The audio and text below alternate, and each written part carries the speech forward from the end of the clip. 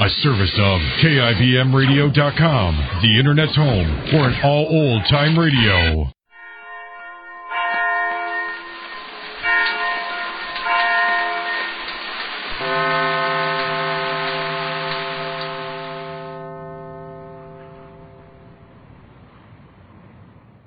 Now, the Roma Wine Company of Fresno, California presents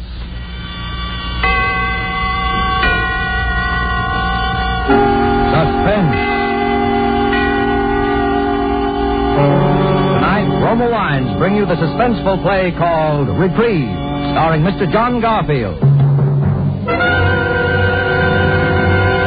Suspense is presented for your enjoyment by Roma Wines. That's R-O-M-A, Roma Wines. Those excellent California wines that can add so much pleasantness to the way you live, to your happiness in entertaining guests, to your enjoyment of everyday meals.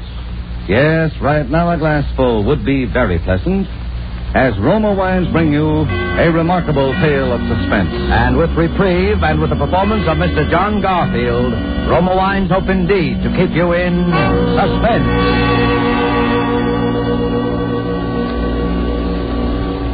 This morning, my lawyer, Mr. Gurley, said he was trying to get me a reprieve. So I looked it up in a dictionary I got. It says, reprieve, to suspend temporarily the execution of a sentence upon and relief or cessation from pain or ill. The first part, I guess Mr. Gurley can get. He knows all the rules. But the second part, cessation of pain, and that's up to me. Maybe when I've spilled it all out and put it out on a table where I can look at it. Why I'm here and about the kid, about Laurie. Maybe then it'll come. Cessation of pain. I don't know. Anyway, I can try. Okay. Name, Steve Hannibal. My old lady had a name something, I guess. She read the name Stephen in a book, if she could read, which I doubt. Age 34, health excellent. Well, wait a minute. You don't want to sell me insurance. Because tonight I'm a state prisoner, 80483, registered in cell 77 of the state penitentiary. That's the death cell. I'm in for murder. I was always the bright boy, but right now, I don't know. I'm mixed up but good. And not about being here, and not about murder. The pen is my home, away from home. And murder, why, in my social set, murder is as common as chickenpox in PS 137. No, it's that last year of honest toil that threw me for a loss. Because I wasn't mixed up at all in the night that Murph and Joe and I blew out of Chicago. That was a minor inconvenience, right in line with the way I'd always lived. Let's see, it was really 2 years ago. Murph and Joe and I and the boys had knocked off a payroll. A good, clean job, except for a couple of guys getting hurt fatally. And the Murph was tipped off that one of the boys, he didn't know who, had squealed to the cops. So Murph knew we were hot, and he came up to my room on Madison Street. I'm leaving town, Steve, tonight. Yeah, it's an idea, so am I. Yeah, we better blow. You and me and Joe, huh? And the rest of the boys? Well, I can't take care of everybody, Steve. You know how it is. Sure, I know. You take care of the ones who you can't get along without and do your thinking for you. Oh, that ain't it, Steve. Well, okay. Well, we got around 20 grand. 23. Yeah, sure, 23. With that dough, we can go down to Florida. Yeah? Yeah, and live down there all winter till the heat's off. You think that's a bright idea, don't you, Murph? Why, sure. Why not? Yeah, we take a big, shiny suite in the Paradise Hotel, pick ourselves some dolls, and... Yeah, that's right. Well, it's just what we're not going to do. What do you mean? We're not going to travel first class, spread dough around places like the Paradise, accompanied by any dolls. Then why not? The dough is marked, bird brain. The serial numbers have been written down, and they'll be looking for that kind of dough in places where dough changes hands. Places like the Paradise. Well, we could go to some other place, like a rooming house in St. Pete. Yeah, we could be smart if we put our minds on it. Yeah, like what? Like putting that package of dough out of circulation in a safety deposit box here. You know that's all the dough we got? Sure, but we can get along without it for the time being. It's worth a little discomfort to beat a murder rap. Okay, say you're right. But we still have to leave town. We'll leave, Murph, but this is how. I figure they'll never look for you where there isn't a stall shower, so we'll fool them. We'll ride the rails.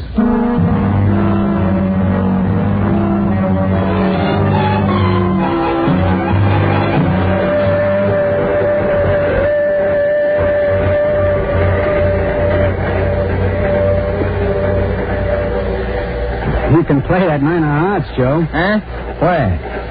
Oh, yeah. Yeah, I was just going to. You were, huh? You never saw it. That guy outsmarts himself in solitaire. Hey, it's cold in this boxcar, Steve. Yeah, just pick up the phone, Murph. Tell the management I'll give you more heat. All right. I just said it was cold. At a time like this, be glad it's cold. Joe. Mustn't cheat. I wasn't cheating. Oh, new game, huh? Where you slip the card under when you can't play it? So what if I'm cheating? It's my skin, ain't it? You're absolutely right. I wonder how many of the boys have been picked up. Well, I couldn't take care of everybody, Steve. Oh, and none of them been picked up. Why should they be? Oh, boy, there are 3 I've been looking for. None of them have been picked up.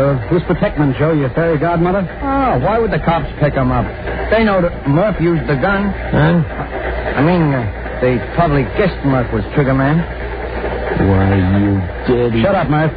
What else did the cops probably guess, Joe? How would I know, Steve? Honest, I only thought that maybe... Talk, Joe. What else did they guess about me? Oh, nothing about you, Steve. Honest, they... Spill it. Spill it! They knew Murph was trigger man, and... You screaming dirty rat, he took the dough, no one else. Oh, honest, Steve, I didn't tell them anyone else was on the job. I thought if they picked up Murph, then you and me could...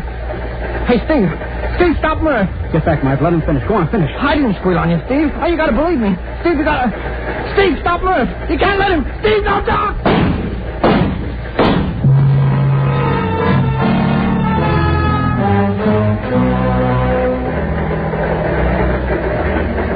That was Murph being trigger happy. Joe went down sort of slow and quiet, like the movies you see of a parachute settling on the ground.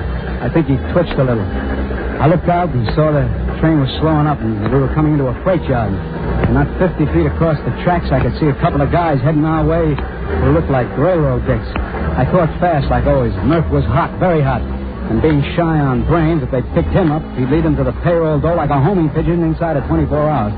And I hadn't anything pinned on me for a few years. If anyone took the rap, it would have had to be me. If I ever wanted to smell any share of that 23 grand. And this was a rap I thought sure I could beat. Unluckily, I go up for a year for manslaughter, claiming self-defense. Lucky, I bluffed my way out of it altogether. I talked fast to Murph. And when the boxcar stopped opposite those dicks, I had Murph's gun in my hand.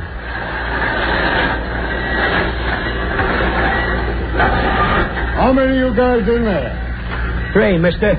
Well, pile out, boys. It's the end of the... Hey. What's the matter, Waddy? One of those guys has a gun. What are you doing with that gun, brother? I don't know. And what's wrong with the other guy?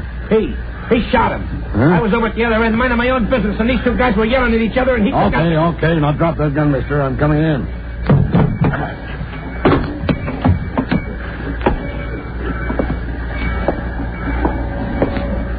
Is he dead? Oh, dead as a mackerel. All right, mister. Tell me about it. I don't know what happened. It was his gun. It just went off. Yeah? Did you see it? You over there. I didn't see nothing. I tell you, I was down at the other end of the car, minding my own business. They've been yelling at each other for hours. I didn't pay any attention to the gun went off just now. Honest, I don't know what... Okay. Keep your shirt on. Looks like you're in trouble, mister. I tell you, I don't know what happened. Yeah, leave it at headquarters, buddy. Yeah. Maybe you'll remember better at headquarters. I don't know what happened. All right, Dreamy. No matter what you remember, the rap is murder.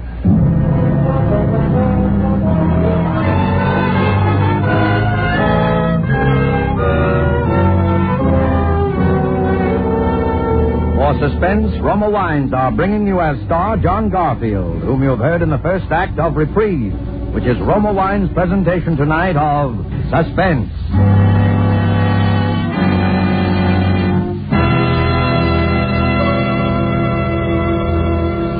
Between the acts of Suspense, this is Truman Bradley for Roma Wines.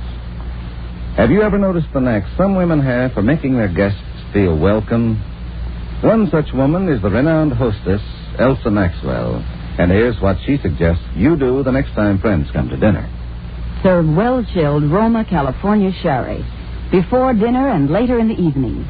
You'll find glorious amber golden Roma sherry is a gracious touch that's sure to get the meal off to a good start and adds to the evening's pleasure. And don't worry about fancy glasses. It's the wine that's important. So be sure it's that good Roma wine, because Roma wines are so reasonably priced, any family can afford to serve them regularly. Distinctive Roma wines are grown in California's choicest vineyards, beginning with choice wine grapes, picked and gently pressed at the top of their flavor richness, then watched over and developed with all the ancient winemaker's skill of Roma's famed wineries. The quality of Roma wines never varies, always the same tempting flavor. Yet all this goodness is yours for only pennies a glass. No wonder more Americans enjoy Roma than any other wine. R-O-M-A, Roma wines. And now Roma Wines bring back to our Hollywood soundstage John Garfield as Steve Hannibal in Reprieve, a tale well calculated to keep you in suspense.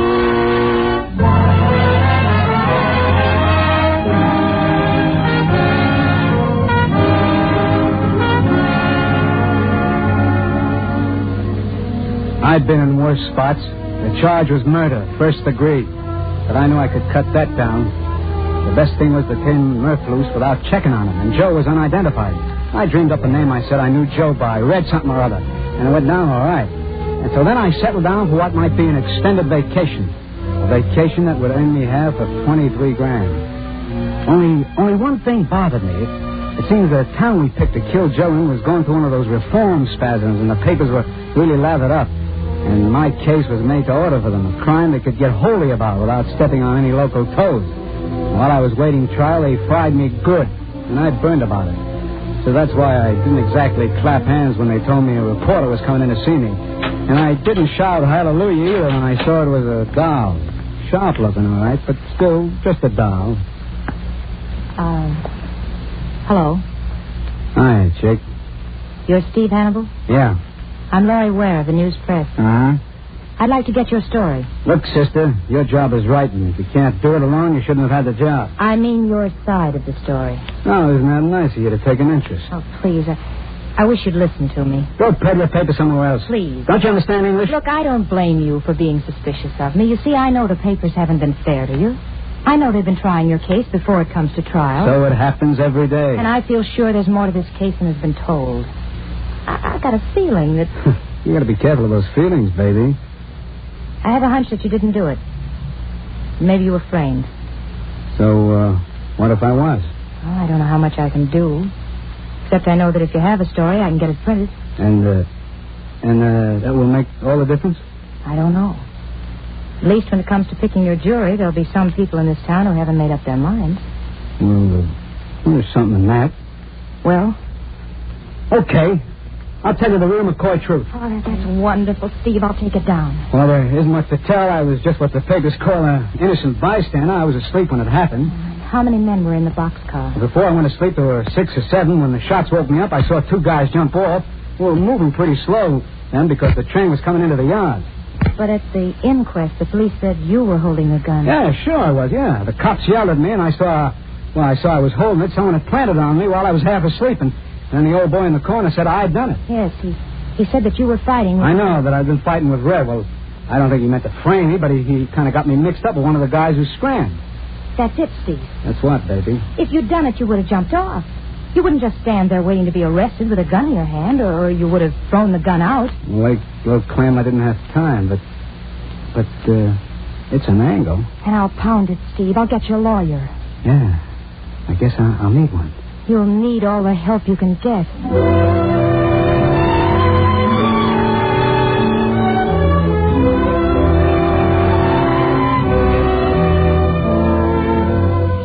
What a doll. Sold on me even before she got the pitch.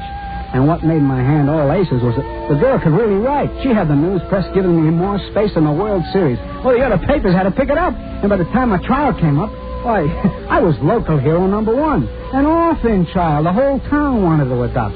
So no one, least of all of me, was much surprised when the jury filed back into the jury box with their decision.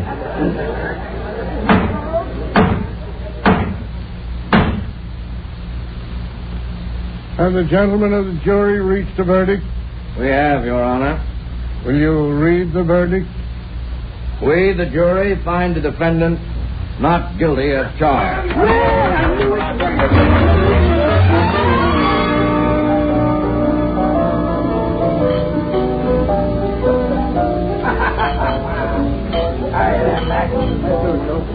Oh, Steve. Well, your word, kitten. What do they say? The pen is mightier than the sword? Oh, I'm so happy I could help Steve. You don't see me crying, honey. Oh, you want to dance? Yeah, but... Come on. I want to talk. Have you got a home you're going to or a job? Now, look, kid, you've been Girl Scouting up today. Let's dance. Please tell me, Steve. I'm worried about you. I'm going to winter in California and summer in Maine. You haven't any place to go. See America first. That's my motto. Steve, I don't want to butt in, but... Well, Harry Singles will give you a job. Yeah? Doing what? In the circulation department. Ah, you're kidding. Well, it wouldn't be such a good job to start, but I know you could work up, Steve, and you'd like Harry. 9 hours a day, 5 days a week. Is that it? 5.5 days. Steve Hannibal, punching a time clock. I suppose I'll get a Social Security number and everything, huh? Don't you have one? Unemployment, insurance, income tax. That's a lot of legality. Legality? Yeah, well, skip it, kitten. Let me think. You know, I might just take a whirl at that job. Oh, Steve, I think that's wonderful. It's not so much the job, but you and I have a lot of unfinished business, baby, and we can't get it all done in one day. Right now, I want to dance. Come on, baby.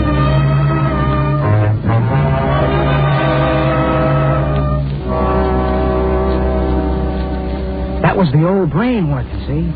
You see, I had counted on drifting out and it was safe to join up with Murph. I didn't know where he'd gone, but I figured I'd be able to find him when the heat was off. But when Laurie said job, well, it was kind of new angle. I could stay right here in town, pull down enough dough to get by, and maybe a little on the side. It was the safest spot I could possibly be in for a long time. I went down to the newspaper office with Laurie the next morning and was hired. First time in my life such a thing ever happened to me. Harry Singles, he was a sharp guy from any racket. Working with him, I got so I didn't mind. Of course, the hours were very regular, all daytime, and I had to put on a clean shirt now and then. But always I had that 23 grand to think about. And the kid, Laurie, I couldn't have squired a better doll in Chicago, New York, or any place. Only sometimes she made me nervous. Let's not go out tonight, Steve. Let's stay here in my place, huh? I'll cook something. I don't know. It don't seem right. What doesn't seem right? Seeing a doll with class and an apron. Well, I can't get used to it. Oh, you will eventually. After all, you're used to being a working man now. No, don't be too sure, baby. Steve, you know you love it. I don't know. Sometimes I get the itch to move on. Forget the itch, Steve. A rolling stone gathers no moss. Yeah, so they tell me. But I saw some moss once, and I still wonder, what does a stone want with moss anyway?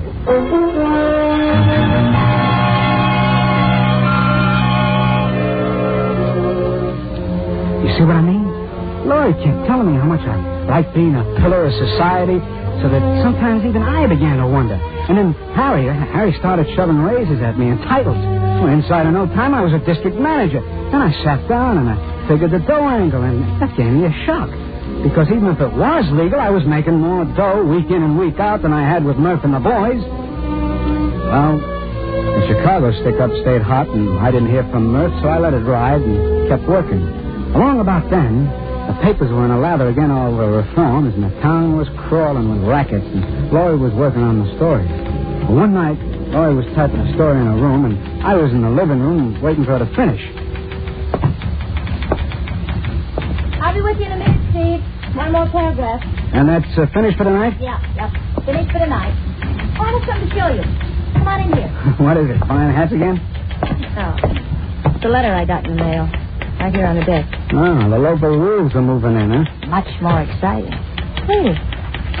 Lay off, or we'll measure you for a coffin. You have 24 hours to quit your job. First time I ever got anything like that.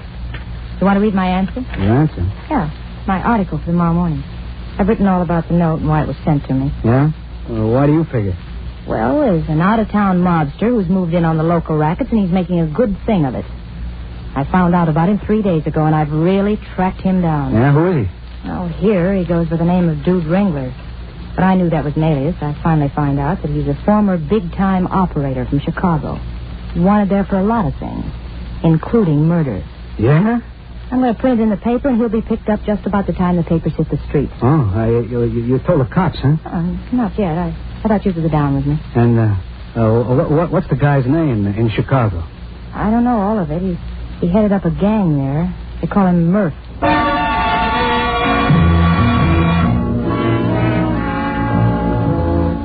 I got that roller coaster feeling, only worse. I still can't figure it. She was only a half-baked doll moving into territory where anyone would likely get clipped. Why should I care? But something funny happened to me, and she could see it. Steve? Steve, what's the matter? No, you got to lay off, Laurie. You got to quit. Because of that ridiculous note? Don't ask me why. Just quit. Oh, I certainly won't quit. Don't you see? That's just what he wants me to do. Okay, I'll tell you. I know Murph. You know him? And he's trigger-happy. He's a rattlesnake in pants.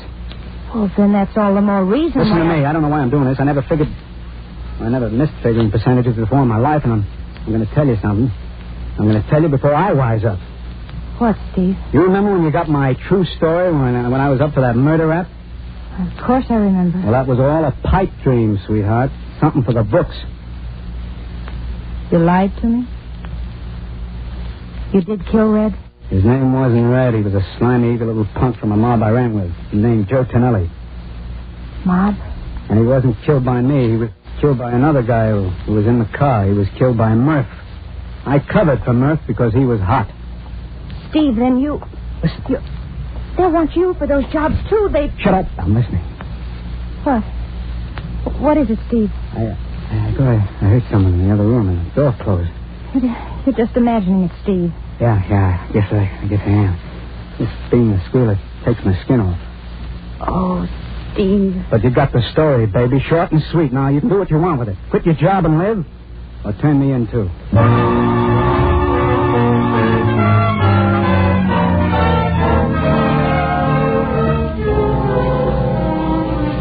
What a doll. She cried on the front of my shirt, and then she smiled. And she called Harry Singles with me sitting there and told him she quit. She told him she was getting married the next morning to me, and, well, I played along. Then I left her, and after telling her to button her lip and keep the door locked, I started to go find Murph to check on the 23 grand and put him wise so he'd lay low. I could see he still needed me to think for him, but there was something wrong, something very wrong. I felt like I was cracking up. I let it ride until the morning. I was climbing up the stairs to pick up Gloria at 9 on the dot, and for some reason I was feeling pretty good. Open up, chick. It's me. Open.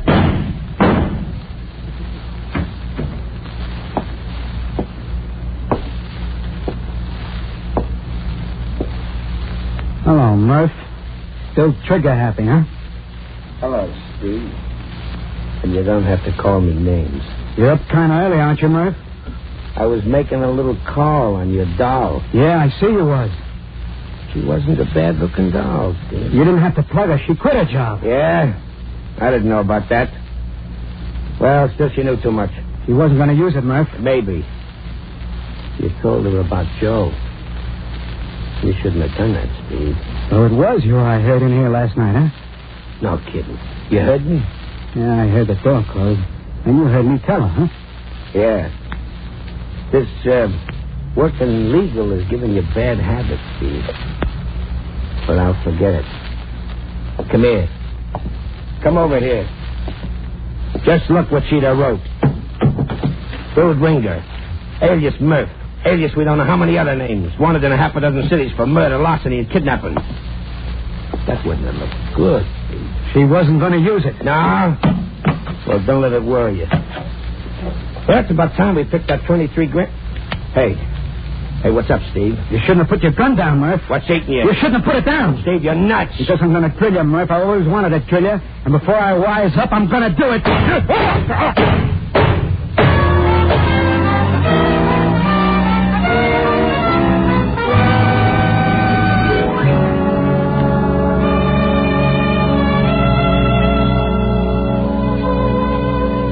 That time the neighbors heard it. I didn't care. I kept pumping lead. When they came in, I was standing over Murph holding the gun. Same gun he used to kill the kid. So the cops got me for both of them. Both of them. And for Joe and the payroll job, too. They really thought they hit their jackpot with me. I didn't give them any arguments. There wasn't any use. But see what I mean? I'm mixed up. You see? I've always been a sharp guy. I could have beat the game. Murph was right when he knocked off the kid. She did tell him, well, she did know too much. It's the way things work out in our set. Oh, why should I get a case of highs over a dog getting drilled? Well, I can't figure it out. Well, now I'm trimming my fingernails waiting for Mr. Gurley to get a reprieve. And I'm mixed up about that, too. Because in a dictionary, it's a word that's got kind of two meanings. And the way I feel, they don't mesh. They cancel each other out. To suspend temporarily the execution of sentence upon and relief or cessation of pain or ill. Well, any time now.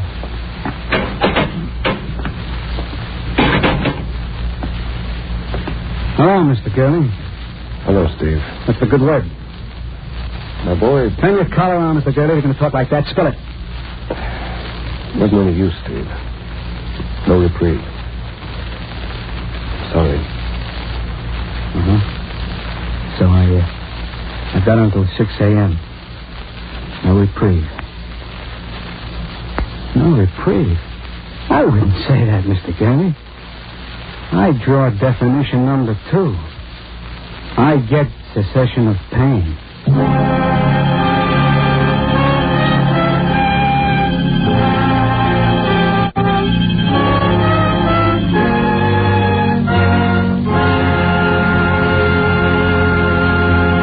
And so closes Reprieve, in which Roma Wines have brought you John Garfield, a star of tonight's study in Suspense. Suspense is produced, edited, and directed by William Spear. Before our star returns to the microphone, let me say a word for Roma Wines, the sponsor of Suspense. Genuine cordiality, unaffected simplicity. These are the qualities that have made Elsa Maxwell's hospitality famous the world over. In her own words, friendliness and hospitality begin at home. And there's no better or simpler way than with a glass of distinctive Roma wine. I suggest Roma Vermouth, chilled as a most delightful aperitif, or next time you serve cocktails, flatter your guests by using this delicious California Roma Vermouth. You'll find that zestful, full-bodied Roma Vermouth brings delicious flavor to your favorite mixed drink. The goodness of Roma Vermouth comes from using almost 100 different herbs and specially selected vermouth-type wines. So I say, whenever the occasion calls for vermouth, either sweet or dry, be sure to serve delightful Roma Vermouth, made and bottled in the heart of California's famous vineyards. you can depend on Roma Vermouth and all other Roma wines to be always delicious, always pleasing to the palate, of unvarying fine quality. This week is being celebrated as National Restaurant Week. Let us all join in saluting America's restaurateurs who, despite food and personnel shortages, are doing such a splendid job. This is John Garfield with a message from your government. 4 million crop corps workers are needed to help the regular farm labor forces harvest the 1945 crop. We face the most serious farm labor shortage since the beginning of the war. Everyone with or without farm experience can help. Crop corps work is war work, which will pay you the prevailing farm wages. Get in touch with your county agricultural agent or local government employment office. Thank you. John Garfield appeared through the courtesy of Warner Brothers Studios and will soon be seen as Al Schmidt in their production Pride of the Marines. Next Thursday, you will hear Mr. Dana Andrews as star of Suspense. Presented by Roma Wines. R-O-M-A. Made in California for enjoyment throughout the world. This is CBS, the Columbia Broadcasting System.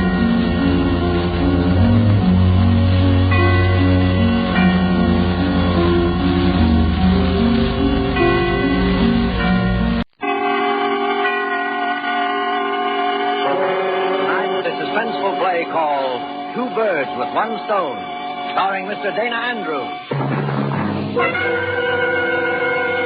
A remarkable tale of suspense. And with Two Birds with One Stone, and with the performance of Mr. Dana Andrews, hope indeed to keep you in suspense. You ready? That's the boy. Not so loud.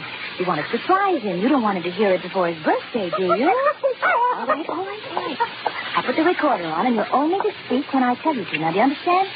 Now, here we go.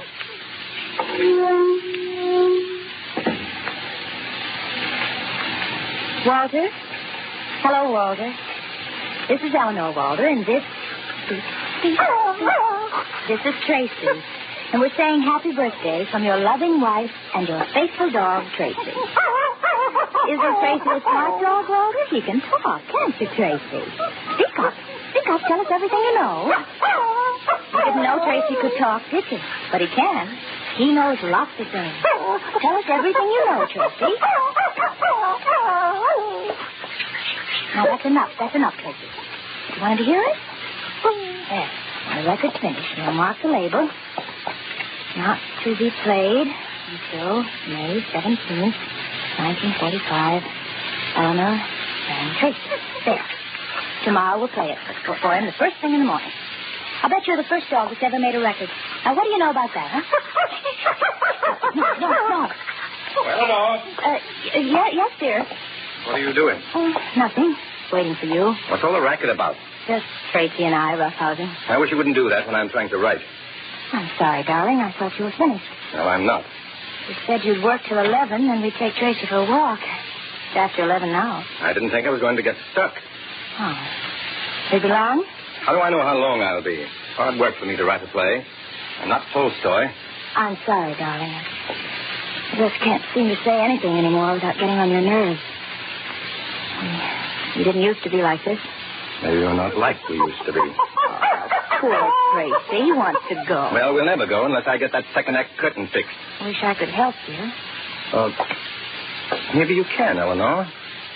What would you say if you were thinking of committing suicide and you didn't want anyone to know exactly what your plans were? What would be the last thing you'd say to your husband, for instance? I don't know. I never thought about such things. Tracy, first. Well, Walter, couldn't you work it out tomorrow? You'll be fresh in the morning. I said I'd finish this, and I'm going to, if it takes all night. Well, Tracy and I'll have to go for a walk alone. Come on, Tracy. Come on. Oh, Eleanor, you said you wanted to help me. Well, if I thought I could. You helped me the other day. Only with what your leading lady dress looked like. About the suicide. Oh, first of all, why is this girl committing suicide? She's tired. Bored. Oh, darling. No wonder you can't make it convincing. People don't just commit suicide because they're bored. Yes, they do. People do even worse than that when they're bored. Well, Walter, I've been bored lots of times, but I've never even I can see you're not going to be much help. I'll help you. What's the girl like? She married? Yes. Is she in love with her husband? Well, she doesn't know anymore.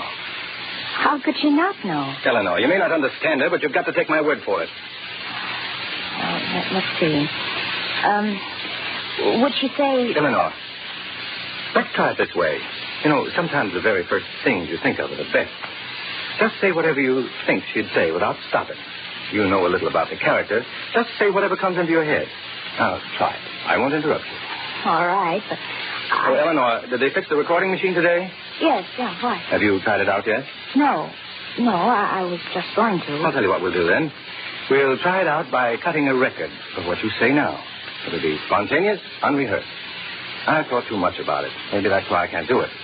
But yours will be fresh, and we'll play it back and change it and work on it after we hear it. Well, wouldn't it be better, darling, Please, try it my way. Before you'll have a chance to think too much about it. Oh, come on. Oh, you've got a record right there, haven't you? Is there anything on it? Well, one side's blank. All right. Come on. And, make it emotional. Convincing. You ready? All right, go ahead. Maybe it's foolish of me to do what I'm thinking of doing. But I don't see any other way. I'm confused and bored. I guess bored most of all. And maybe what I'm going to do will solve things for both of us. Goodbye.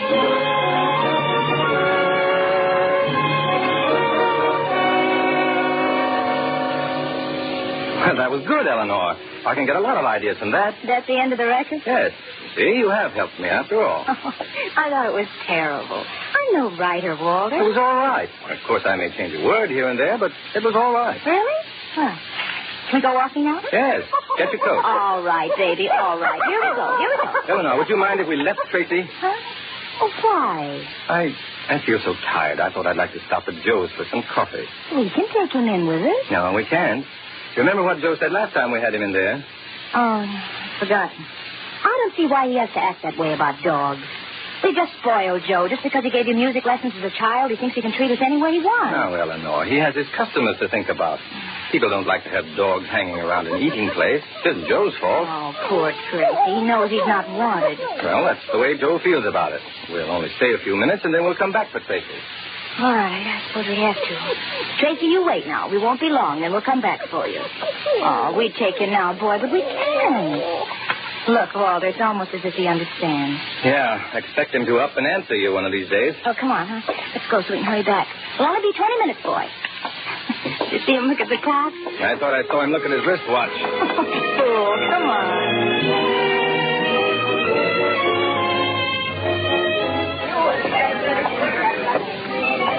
You know, old Joe's got a nerve not wanting dogs in here. Look at some of these customers. Don't be bitter. I don't think we ought to come in here anymore, even if he is an old friend of yours. It'd break his heart if we quit coming here. You know that, Eleanor. How else could he worry about me and keep an eye on me if you didn't come in here once in a while?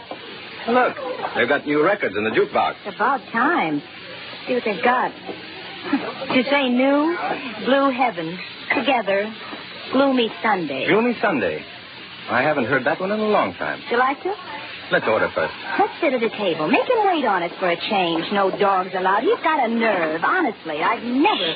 Here he comes. Now, don't start anything, Eleanor. Well, I'm off of Joe, and I don't care if he knows it. Good evening, Walter, Mrs. Faber. What'll it be tonight, huh? Hello, Joe. Just coffee. Well, you got any of that 7-layer? Yes, I think I can fix you have. Nothing for me. I haven't seen you in quite a while. You're not going to see me in here anymore at all, Joe. Huh? Oh, why not? Oh, Joe, never mind. We're in a hurry. Well, why do you say that, Mrs. Faber? Never mind. I'm going to play a record, Walter. I'll be right back. What is the matter with your wife? Maybe I did something? No, Joe. It's nothing you've done. But you notice it, too. I notice what? How depressed she is. Yes, but why? If you could understand women, Joe, you wouldn't be in this business.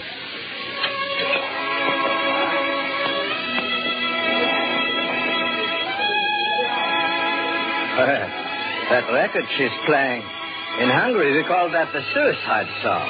Bring us some coffee, will you, Joe? Maybe that'll pick her up. Yeah, all right, Walter.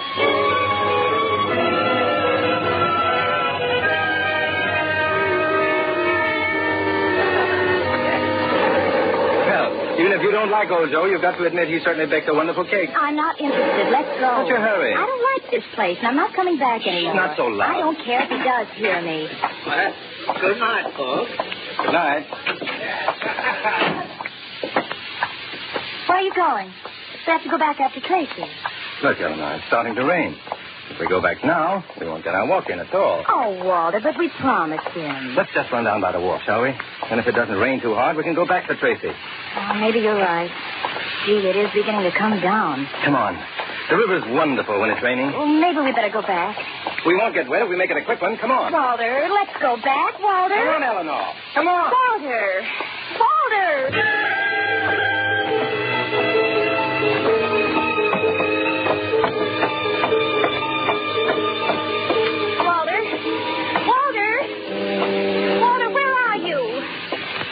I'm just soaking wet. Now, if this is a game... This isn't a game, Eleanor. Walter, you frighten me. Standing in the shadows like that. Come on, let's go home. I'm just freezing. Look at the river. It's beautiful, isn't it? Oh, please, let's go home. Dark and mysterious. And dirty. Let's go back. It's not dirty, Eleanor. And if it is, it's dull, boring people who've made it that way. Whatever it is, I'm cold. I'm wet. Eleanor. Yes. Come over here. No, I'm going home. Look over the edge here.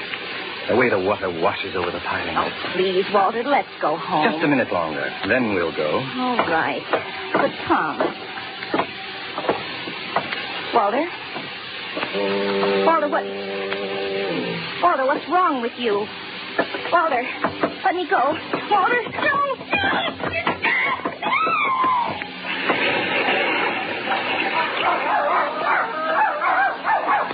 Tracy!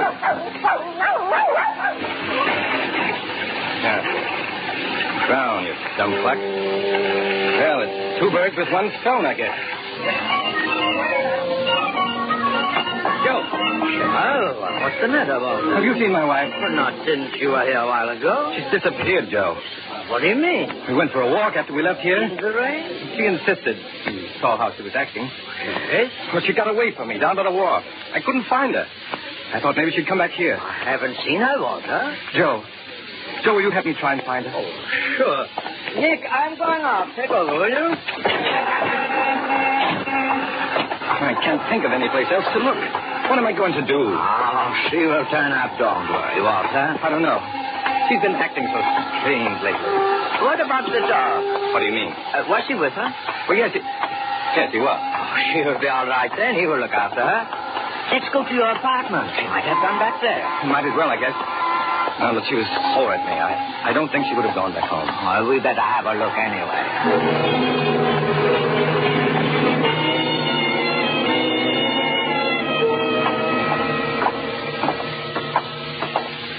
Look, Walter. What's the matter? The door to your apartment. It's open. Didn't you lock it when you left? I didn't lock it, but I remember closing it. Maybe she has come back. No, she couldn't have. Well, come on. Let's go in. Eleanor! Oh, there's no one here. I look in the kitchen. You go into the bedroom, Joe. Yeah. Walter. What is it? Come here, in the bedroom. What's the matter? Look on the bed there. No. It couldn't be. I thought you said the dog was with her. He was. Yes, he was with her. Then she must be here, too. No, she couldn't be. Why not? Wait. Eleanor. Look at how still that poor dog lies. Maybe it's been hurt. Well, it's soaking wet. It was raining, wasn't it? Yes, it was raining. What's the matter, Tracy? What is the matter, boy? I guess he's all right. But the way he just stares at us. Joe. What's the matter? I just remembered. Yes? A record. She made it tonight just before we left the house. She wouldn't let me hear it. She wouldn't tell me what it was. She said I could listen to it after we came back from our walk. It's in here on the machine. Well, we had better play it, Walter.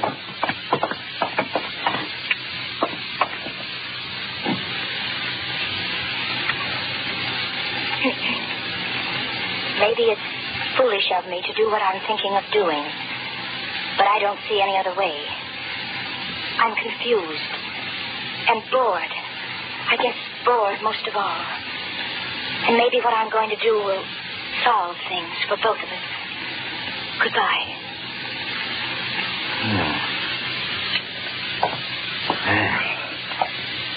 We had better call the police, Walter. What for? To have them look for her. Oh yes, of course.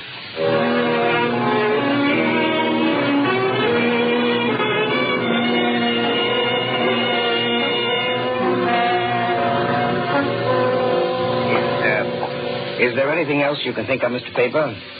No, that's all. Then you believe the recording was intended as a suicide note? Yes. Well, I'd like to talk to Mr. Weiss here alone for a minute, please. I'll be in the bedroom if you need me. All right. Mr. Weiss, how long have you known Mr. Faber?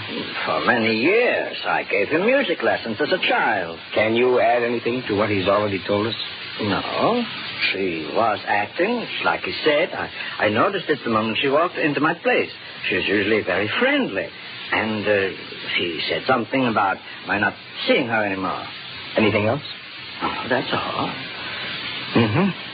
And you did hear them play the record, Gloomy Sunday? Yes. Well, we've had a couple of suicide cases where that song has come up before. I think Mr. Faber better prepare himself for the worst. I'm afraid so. Yeah. Well, I'll go along now. Faber will probably want to come with us, but I think he'd better stay here. There's no telling what we'll find. Is there anything I can do? Yes. I suggest that you get in touch with his family. I think he ought to have someone here with him. He has no family. Oh? Then perhaps you would stay. Well, of course. Well, we'll call you the minute we have any news. Good night. Joe. Yes? Did the officer go? Yes, he did. But I think I should have gone with him. No. He said for you to stay here. He will call us. Walter, have you noticed Tracy through all of this? What about him? I don't know. It's depressing just to look at him. That's because you don't like dogs, Joe. Oh, you're mistaken, Walter. I do like dogs. I never did know why you asked me to tell your wife not to bring him into my place anymore. Would you like a drink? No, thanks. That's strange the way that dog follows you around. Every move you make. It's almost as if you were trying to say something. He's all right. Come here, Tracy. Come here. Come here, Tracy. He was her dog, wasn't he? Yes, she bought him. Eyes are almost like a human's, aren't they? Yeah. Stop it, Tracy. Stop pulling me around. Oh, you ought to get hold of yourself, Walter. Yes, I guess I'm pretty upset with all that's happened. Oh, Tracy is, too. He knows something's wrong. He doesn't know anything. Will you stop it, Joe? What? I am sorry. We both need sleep. Well, that couch is pretty comfortable, Joe. Oh, yes. That will be fine for me. What about Tracy? He usually sleeps on that chair over there. Well, I'll go on to bed. Good night. Well, good night, Walter. No, Tracy. Don't follow me. Over here in your chair. You know about your chair. Come on, get away from me.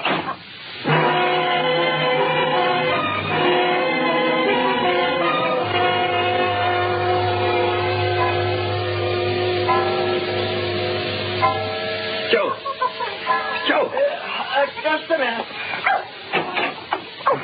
Joe, were you talking in there? Did you call me? No, I was asleep. You must have heard Tracy scratching at the door here.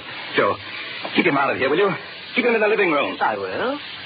Joe, I've got to get rid of that dog first thing tomorrow. Maybe my wife and I will take him. No. Why not? It'd be too hard seeing him around. I don't want to see him anymore. Oh. I don't want him around. Well, you better try and get some sleep. You can talk about it in the morning. Yes. Oh, good night. Good night. Come on, Tracy. Come on, boy. Come on. Yes, all right. Come on, boy. Here we go.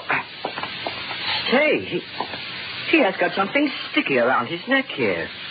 He ought to have a bath. Well, I will get it, Walter. You stay in here. Oh, officer. I've bad news, Mr. White. We found her. Where's Mr. Faber? In the bedroom. You'll have to help me break it to him. Where did you find her? In the river. She must have struck her head on the pilings when she jumped off the wharf. Oh, no. She was in pretty bad shape. Her clothes were torn and her arms were badly lacerated. Oh, no. We can't figure that out. Well, we'd better go into Mr. Faber. Yes. What is it? Walter, we have very bad news. I'm sorry, Mr. Faber. There's nothing you can do now. It's as we suspected, suicide. But there's no need of you coming down. There was identification on her. But we'd like to see you in the morning. I'll be down. All right. Good night. No. Officer. Yes? Could you do me a favor? Well, certainly. This was her dog. Yes? And I don't want him around anymore with her gone. Could you take him with you now? Well, this is a bit irregular. What would you want done with him? Just get him out of here. I don't care what you do with him. Oh, I know you're upset, Walter, but don't do this to the dog. Decide about it tomorrow. You may feel differently then. Don't stand there and argue with me, Joe. I know what I want. Get him out of here, I tell you. Well, I guess you'd better take him, officer. You'll have to carry him, I guess. Yeah? Well, it's too bad. They'll probably put him out of the way. Yes, I know. Goodbye, Tracy. Goodbye.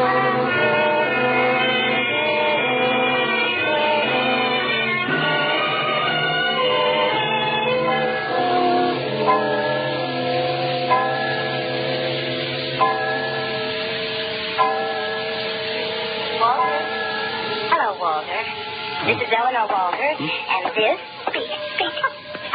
is Tracy, and we're saying happy birthday from your loving wife and your faithful dog, Tracy. Isn't Tracy a smart dog, Walter? He can talk. Can't you, Tracy? Speak up. Tell us everything you know. You didn't know Tracy could talk, did you? But he can. He knows lots of things. Tell us everything you know, Tracy.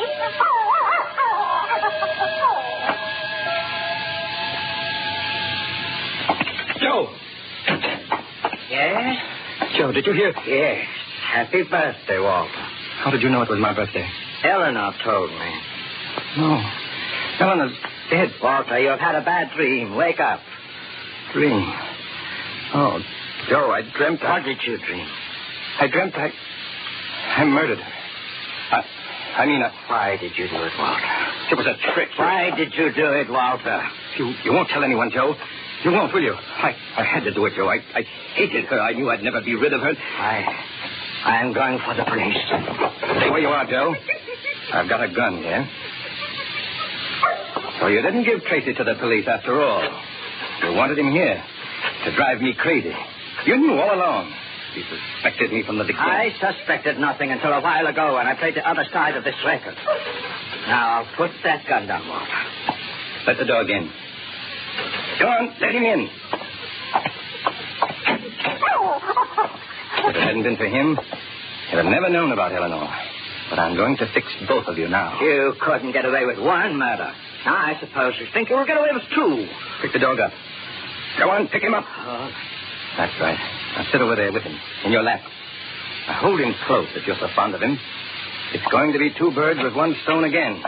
Only this time, I'll make it tick. Drop that gun, Faber. If that dog hadn't gotten away from us, you'd be a goner, Mr. Weiss. And if I hadn't followed this dog back here, I wouldn't have overheard your very interesting confession, Mr. Faber. Well, okay. I guess I'm even a worse playmate than I thought. Come on, Stacey. Let's go for a walk. I'll walk you down to the station. That's fine. Listen to him. This is the first time he's ever wanted to go for a walk with me.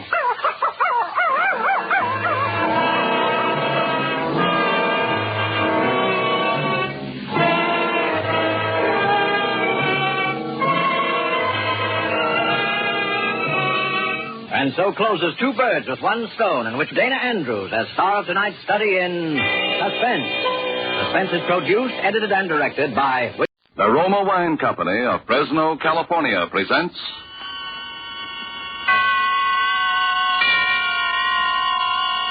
Suspense. Tonight, Roma Wines bring you the suspenseful play called My Own Murderer, starring Mr. Herbert Marshall. Suspense is presented for your enjoyment by Roma Wines. That's R-O-M-A, Roma Wines. Those excellent California wines that can add so much pleasantness to the way you live, to your happiness in entertaining guests, to your enjoyment of everyday meals. Yes, right now a glassful would be very pleasant, as Roma Wines bring you a remarkable tale of suspense. And with the drama called My Own Murderer, and with the performance of Mr. Herbert Marshall, Roma Wines hope indeed to keep you in suspense.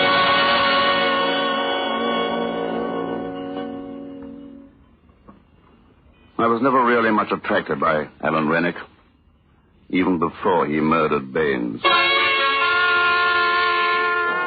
It had been a raw March day, and I returned home at about 11:30 in the evening to find Alan Rennick waiting on my doorstep. Hello, Dick. Alan, what on earth are you doing here? It's a long story, old boy. What you going to ask me, or is it your habit to keep people waiting on your threshold? Well, give me a chance. After you. I say, this is cozy. Just about right for a bachelor who never entertains. I dare say it wouldn't do for you at all. I wouldn't be too sure of that. Just one bedroom? There's a spare, but I've never used it. Not very hospitable, are you, old trout? I never had any occasion to be. Well, you have now. What's in your mind, Alan? I'm coming to that. You remember Baines, my butler and valet? Vaguely. Well, Baines turned out a bad penny. Tried to blackmail me, as a matter of fact. Blackmail? Yes, he got hold of some letters written to me by a lady. A married lady? You guessed it. Since you're my legal advisor, you may as well know the whole story. They were from Anita Kilner. So you bolted, warned her, and put the police on him. The police? Oh, no, I couldn't afford to do that. One couldn't very well produce Anita's letters. Then you paid Baines the blackmail he wanted? Certainly not. Well, then what? I'm afraid I lost my temper. Good Lord, you don't mean to say there was violence. Of course there was. You don't think I could let a reptile like that go on living? Let me get this straight. Are you trying to tell me that you... I beat his brains out. The poker. You murdered him? I suppose that's what the police would call it.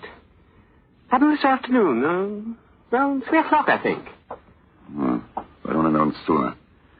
Probably too late now to fix up an alibi for you. You'll think up something, won't you, Dick? You always do when I'm in a jam. And in the meantime, I can hide out here, can't I? What possible good will that do? They'll track you down here sooner or later, and then we'll both be in the soup.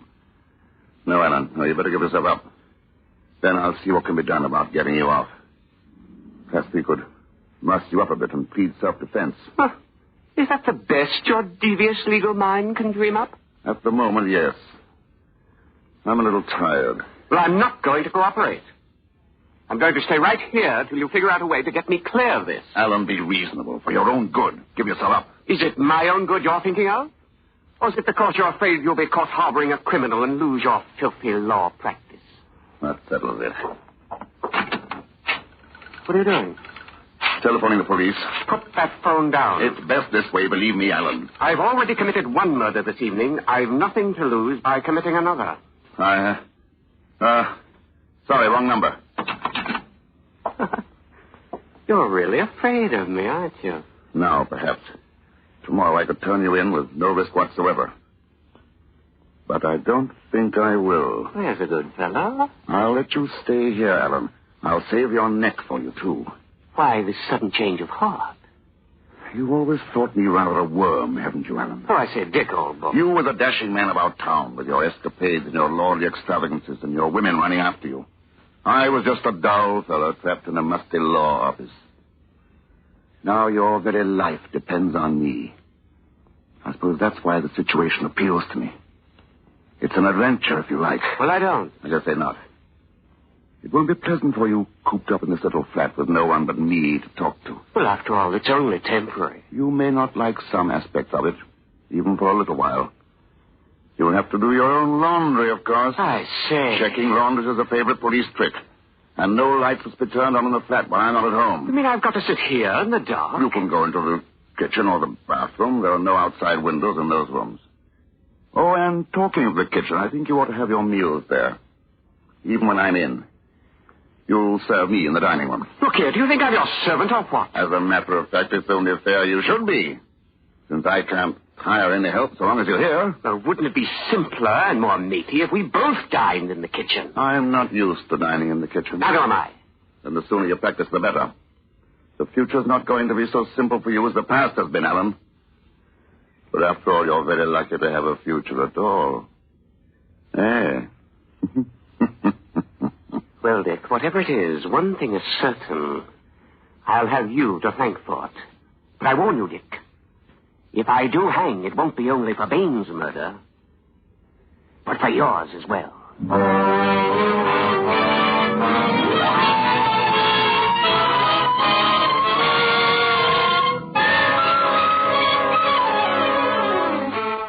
For Suspense, Roma Wines are bringing you as star Mr. Herbert Marshall, as Richard Sampson, with Norman Lloyd as Alan Rainick in My Own Murderer by Richard Hull, which is Roma Wines' presentation tonight of Suspense.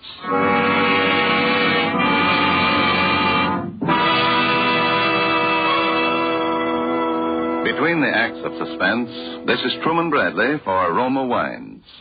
Mention the name Elsa Maxwell, and you picture a famous hostess. Mention a meal featuring fish or fowl, and Elsa Maxwell pictures. But let's hear it in her own words. The thought of a piping hot fish or chicken dinner naturally calls up for me the picture of glasses of chilled Roma California Sauterne at each plate.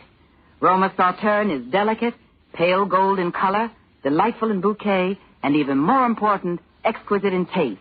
However, you need not wait for a chicken or fish dinner to serve good Roma Sauterne. It goes perfectly with any food. The one important thing to remember is the name, Roma. Each glassful of golden Roma Sauterne reflects the heritage of all Roma wines.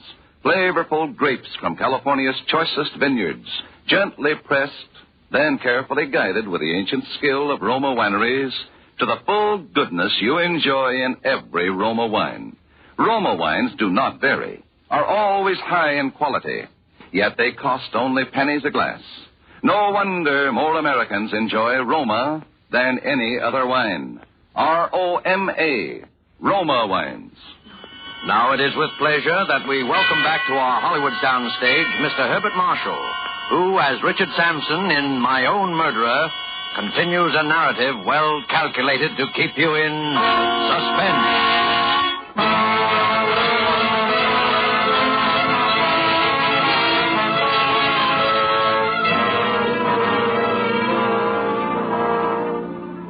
Should Alan Rennick prove to be my own murderer as well as Baines's, this document will serve as his death warrant. If not, well, I shall make good use of it anyhow. This, then, is what I decided to do. I was to keep Alan Rennick and hide him where he was, in my flat. I had a plan for effecting his escape, but it was more than a month before I had an opportunity to start it in motion. It came quite unexpectedly in the course of my almost daily visits to the Old Bailey. An insurance case preceded mine on the court docket, and I was forced to wait while a revolting, red-headed doctor rambled on with his testimony. That red hair of his really fascinated me, but not as much as his medical bag, which lay on the bench before me. Well, thank you very much, Doctor. But when he stepped down from the box, I was already on my way out of the courtroom. Hey, stop that man. He's stolen my bag. What's this? What's the trouble, Doctor? That man, the one with the tortoise-shell glasses, he's made off with my kit. What did you say he took?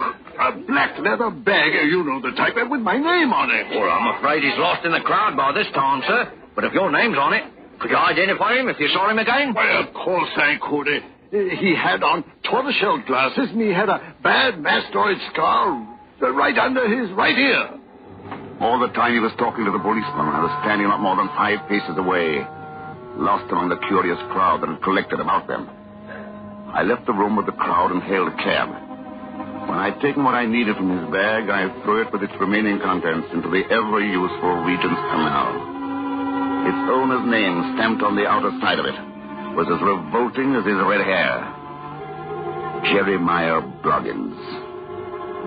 Jeremiah Bloggins. Now my plan for Alan's escape swung into motion. Our chief accomplice was a woman friend of Alan's named Margaret Farley, whom I knew to be one of the most intelligent of his acquaintances. Hello, Dick. Where's Alan? It's all right, Alan. You can come out now. Well, it's high time. Hello, Margaret. Alan. Oh, Alan, my poor darling. Long time no see. But you're still the prettiest girl in London. Look, I'm sorry to interrupt this touching little scene, but there's not too much time. Shall we discuss our plan? Well, yes, of course. Well, in essence, this is it. Alan's going to die. What do you mean by that? I say, isn't that rather extreme? Not literally, of course. The point is to arrange a bogus death of some sort, to get you declared legally dead, and then you'll assume another identity. Well, that has possibilities, but what about the body? Well, I'm afraid I'm forced back on the old expedient of a suicide note. The clothes left on the riverbank, and the body that's never recovered. Later on, you're declared legally dead. It's a very old plan. And rather unlikely to deceive the police for that reason. Don't you think, old boy? Oh, we'll admit later on, if necessary, that it was a put-up job. What's the good of that? Don't you see? If the police ask too many questions, Miss Farley here will admit being a party to a bogus suicide. But stick to her story that you really drowned that misadventure while trying to carry out your plan. I think it has possibilities, Alan. Where is this Hellespont that I'm supposed to swim? Well, I've been studying maps of the English coastline. You should choose the mouth of a river where the tidal currents are strong enough to sweep a body out to sea. Not too broad a channel, so it can be easily swum when the tide's at low ebb, and not too near a town or village, so there'll be no unwanted witnesses. So I grow a beard, swim the river, put on a different clothes, and become, Jeremiah Bloggins or somebody for the rest of my life. What? How did you happen to mention that name? Jeremiah Bloggins? Oh, why not? Good a name as any. Don't you think so, Margaret? I don't think this is quite the time for facetiousness, Alan. Well, all right. So I become Jeremiah Bloggins. That's better than hanging. But what will Jeremiah Bloggins do for money? Well, you could make out a will in favor of Margaret here, or... I suppose I can depend on you to make things stick legally. Well, I'm putting myself in a position where you could easily blackmail me if I didn't. He has a point there, Alan. Now, we'll need another Confederate. Somebody to look after when you get to the other shore. We could leave a car there, of course, but the effect of the cold water... Well, I think it's safer to have somebody waiting for you. On the other side. Who will it be? That actress friend of Alan's, Anita Kilner. That woman. Oh, how can you suggest such a thing? Oh, come now, Margaret. It's true that Anita's a fool and rather a tiresome one. I don't know whether Dick told you, but her letters got me into this mess. Baines was trying to blackmail me for them, and that's why I killed him. Dick's right. I need someone, and I can trust Anita. Because of those letters, if for no other reason. Heavens, what a scheme. Everybody's in a position to blackmail everybody else. Yes, that had already occurred to me. That's exactly why this plan can't possibly fail.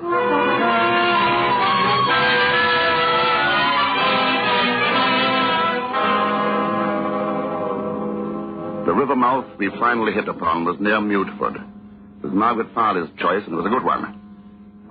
Still, I was afraid to trust everything to her, so I decided to drive Alan down there and to leave as soon as I saw him safely in the water. Margaret Farley was to meet us there.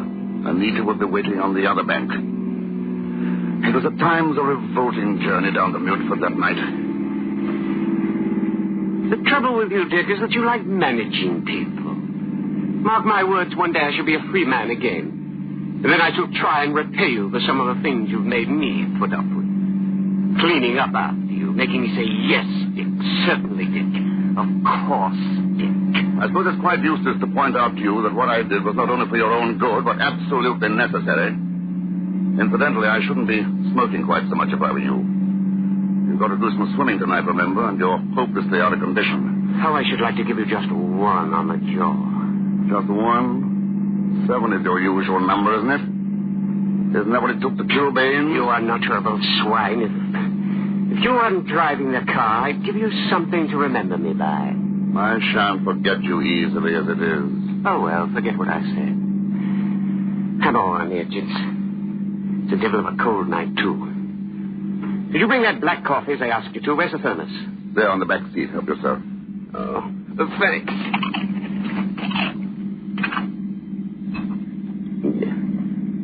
Yeah. Filthy coffee. I should have made it myself.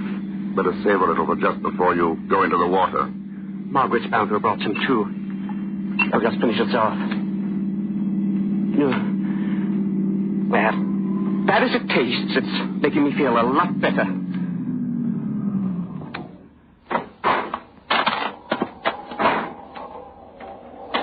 I thought you'd never come. Oh, Alan, you poor boy, we would pick the coldest night in the year. Oh, nonsense. I feel marvelous, marvelous. Well, I brought you some hot coffee. It's here in this thermos. Better save it for just before I dive in. Well, come along. Let's get going. Oh, I wish he wouldn't rush things so. He'll wear himself out before he gets in the water. If I know Alan, he is whistling past the cemetery. Hope he doesn't lose his nerve at the last moment. If he does... You mustn't imply things like that about Alan. Besides, I don't know that I could bring myself actually to push him. You must. You know what he is, and tonight he's especially difficult. All right. I'll do whatever seems necessary. I don't know what's come over me. I feel positively numb. Really, it's much too cold. Hadn't we better try it another night? Now, Alan. I can't, Margaret. I'm afraid it's too cold. Here's the thermos. Here, drink this, darling. It'll warm you up. Oh, filthy. Go on, drink it up. There. Well, I feel terrible. I've never been so cold in my life. Now, go on, Alan. Be brave. You were always that. Now, look, Dolly. Really. No, don't. No, please. No, please.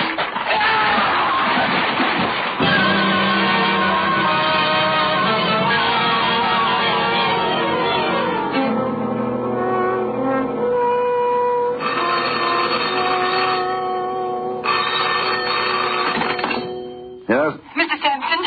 Yes. It's Anita. Oh, yes? I'm calling from the inn near Milford. I waited all night, but Alan never showed up. Are you sure you waited to the right spot? Of course I did. Do you think he didn't get across? I don't see why not. It was even narrower than I expected. I could have swum it myself. Now, look. You better go on home and act as if you hadn't been away, and don't telephone me again. I'll let you know the moment I hear from him.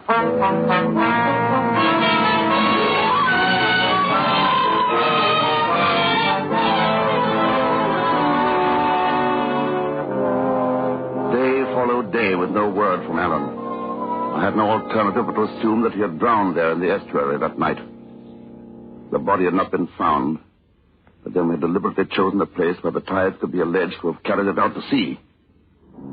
The uncertainty was a little distressing. I had not forgotten his threat to come back and even scores with me once he got free. And tonight came an unpleasant little scene that did not help my frame of mind. It began with Anita. I know you're angry at me for coming in, Mrs. Sampson, but I've simply got to talk to someone. Well, you ought not to come here. It isn't safe. Safe? You're a nice one to talk about safety. Do you think Alan's safe now? I don't know. And I don't believe you care. Trusted you, you've let him down. Oh, why did he ever trust himself to a brute like you? You and your plans and your cleverness. Where are they all now? And you sit back contented with what you've done. If I may interrupt your panegyric for a moment, Anita, I'd better answer that. You listen to me first. Oh, well, we shall see about that. Well, it seems to be a gathering of the clan. Oh, it's you, Mrs. Farley. I want to talk to you, too. So you missed him? He didn't come. I did my part. Did you do yours? I did my best. But I don't know. I ought never to have let him go, considering how cold and miserable he was. I ought to have stopped him. And why didn't you? Because you had a preconceived idea put into your head by this conniving brute of an attorney. He planned it all. And now he isn't going to turn a hand to find Alan and help him if he needs it, because it might jeopardize his filthy little law practice. Well, I'm going to do something about it. I'm going to the police and tell them the whole story. Has it occurred to you that the police cannot possibly help anyone in this case and may possibly harm all three of us? And if Alan is alive, you inevitably do him harm. Yes, he's right. I pushed him in. I pushed him in. Don't be morbid. You did what you could with excellent intentions. Are you going to clear your conscience by getting two other people into trouble? Are you, Anita? Well, I confess I'm not too keen on helping Margaret to be a martyr for Alan. How dare you? It was you and your hysterical letters that got Alan into this mess. And wouldn't it be ironic if they ended up by being published anyway? That would be a fine tribute to Alan's sacrifice. Especially if he's dead and gone. What are you driving at? I have those letters. I'm not going to demand a price for them like Baines, but at the same time... You dirty blackmailer. I'm merely forcing you to do something for your own good. Just like giving a patient morphia to prevent him from doing an injury to himself. Morphia? A figure of speech, but I think you understand what I mean. Morphia.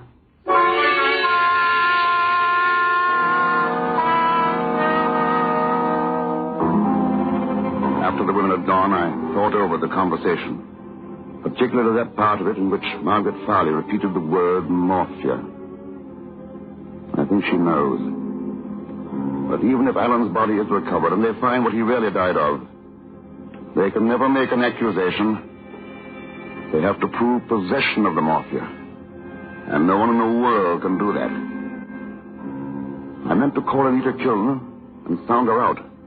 But I find that I don't even know her married name. Not that it matters, considering what went on with Alan behind her husband's back. In any case, I can depend on her letters to keep her mouth shut. On reading this over, I find that in my marshalling of the facts in this case, I have omitted one possibility. Far-fetched, it's true. But there is one person whom I should set about finding if I were acting for the Crown in this case.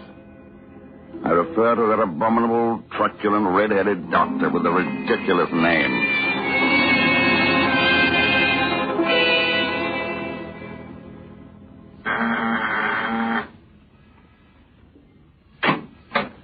Yes, Mr. Sampson. I'm leaving the office for the day, Chatsworth. Will you put these files in my briefcase? Yes, sir. And will you get out Rennick's file? His will goes into probate tomorrow, and I want to study it at home tonight. Yes, sir. Oh, by the way, that gentleman is still waiting in the outer office, sir. What gentleman? Oh, I must have forgotten to tell you. He came in with a lady just a moment ago. Dr. Bloggins. Bloggins? Jeremiah Bloggins. Peculiar name, isn't it? Beg pardon, he's a friend of yours, sir. Well, No, not especially. Did you say I was in? Yes, I'm afraid I did. Yeah. Chatsworth, if you ever become a solicitor, be sure your office has 2 entrances. Shall I send him away, sir? Jeremiah Bloggins. I dare say he'd be unpleasantly persistent. Better let him come in. Yes, sir. Will you be needing me, Mr. Sampson? Yes. You better sit down. I want you to take down a statement. Yes, sir. Will you come in, please? Thank you. Hello, Mr. Sampson. I want you to meet... Dr. Bloggins. Yes, we met before. Oh, well... Strange you should have been the one to bring this about, Anita. I always thought Margaret Farley the cleverer one. Or should I speak so frankly?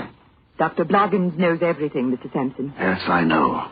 But just for the record, are you ready to take down that statement, Chatsworth? Yes, Mr. Sampson. Very well. I murdered Alan Rennick. Just a moment, Mr. Please Sampson. don't interrupt. Yes, I murdered him. And why not? He was a killer. He forced himself on me and turned himself into my private property. He might indeed be called my own murderer. My motive? Well, perhaps one day the world will learn that the strongest compulsion to murder is hatred. I hated Alan Rennick, and I planned his murder brilliantly. I had counted on the sea holding Rennick long enough for the traces of morphia to have gone. I really cannot be responsible for the treachery of the elements. Only one man had the evidence to convict me, and the odds against his being found and brought face to face with me were so slight that I would risk it again. I'm not sorry that I killed him. Even now I am able to say that it has been a great adventure, requiring courage and daring beyond Rennick's wildest imagination. I have proved which of us was the better man. Do you have all that, Chatsworth? Yes, sir. Oh, add this note at the bottom. In view of the customary bumbling and obtuseness of the Crown Prosecutor, it will be probably necessary to state that his case will be greatly facilitated by calling as his first witness Dr. Jeremiah Bloggins. Look here, perhaps I'm obtuse, but why on earth are you trying to involve me in your beastly murder? Huh? Do you mean to say you don't recognize me? Why, no. Why should I? Anita, why did you bring this man here? I thought you knew. He's my husband. After Alan's body was found, I decided to tell him everything. We simply came here to get the letters. And you don't even remember me? When your bag was stolen while you were testifying at the Old Bailey? So you're the blighter who did that. Good heavens.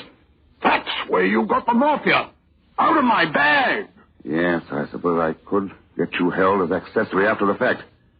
But that would only confuse the Crown Prosecutor.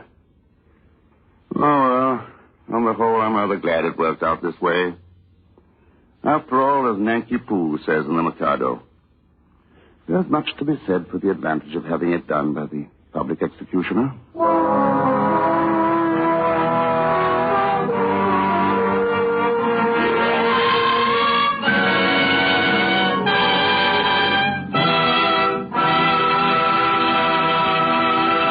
And so closes My Own Murderer, in which Roma Wines have brought you as star Herbert Marshall with Norman Lloyd in tonight's study in Suspense. Suspense is produced, edited, and directed by William Spear. Before Mr. Marshall returns to the microphone, let me say a word for Roma Wines, the sponsor of Suspense. Few hostesses have entertained as extensively, as often, as the world-renowned hostess, Miss Elsa Maxwell. That's why her words are significant.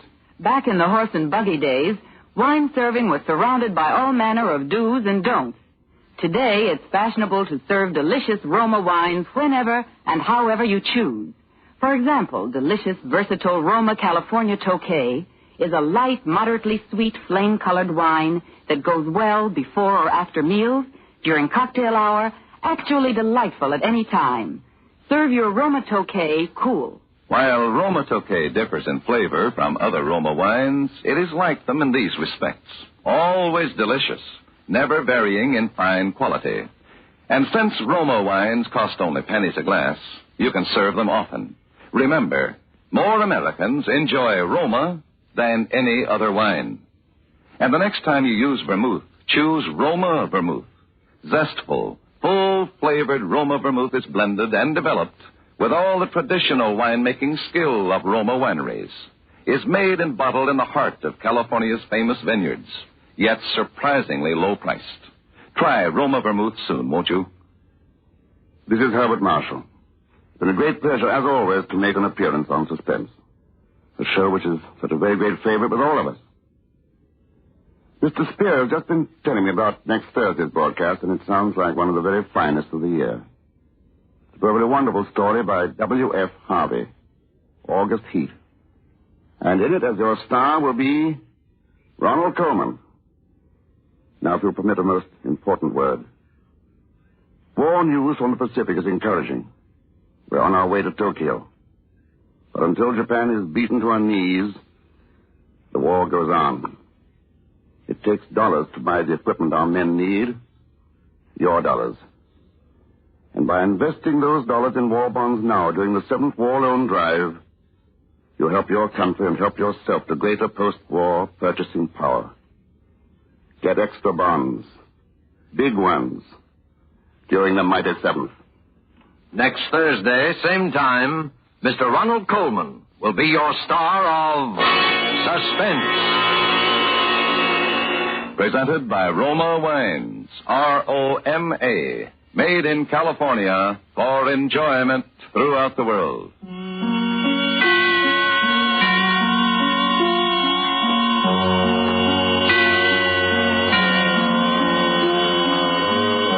This is CBS, the Columbia Broadcasting System.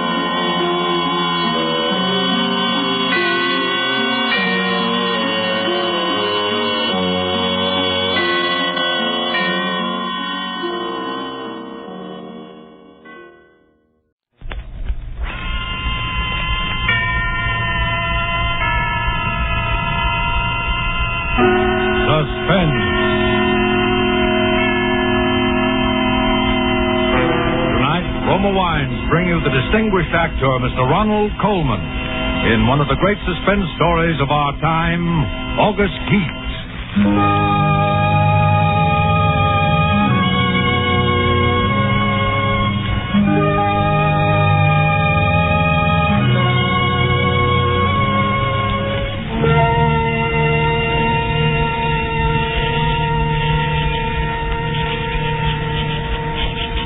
Peniston Road, Clapham, August the 20th, 1945. I have had what I believe to be the most remarkable day in my life. And while the events are still fresh in my mind, I wish to put them down on paper as clearly as possible.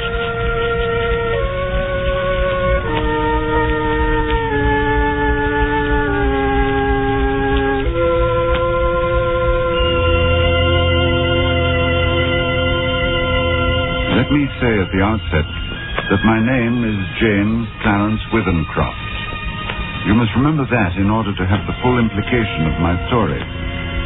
James Clarence Withencroft. I am 40 years old, in perfect health, never having known a day's illness. By profession, I am an artist. Not a very successful one, but I earn enough money by my black and white work to satisfy my necessary wants. My only near relative, a sister, died 5 years ago, so that there is no one in particular to whom I address this manuscript. Only you, who might by chance read it someday. For, because of the peculiar circumstance about which you will soon hear, I have the strong premonition that I shall never live to tell anyone about it.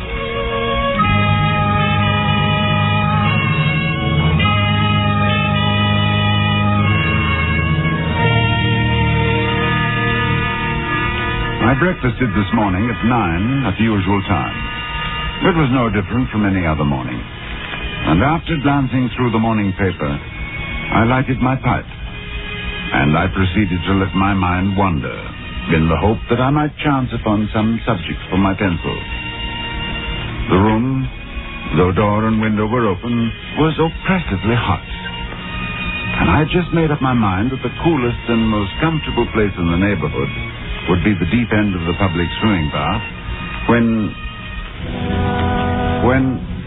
I was suddenly shaken. A feeling swept over me such as I had never experienced before.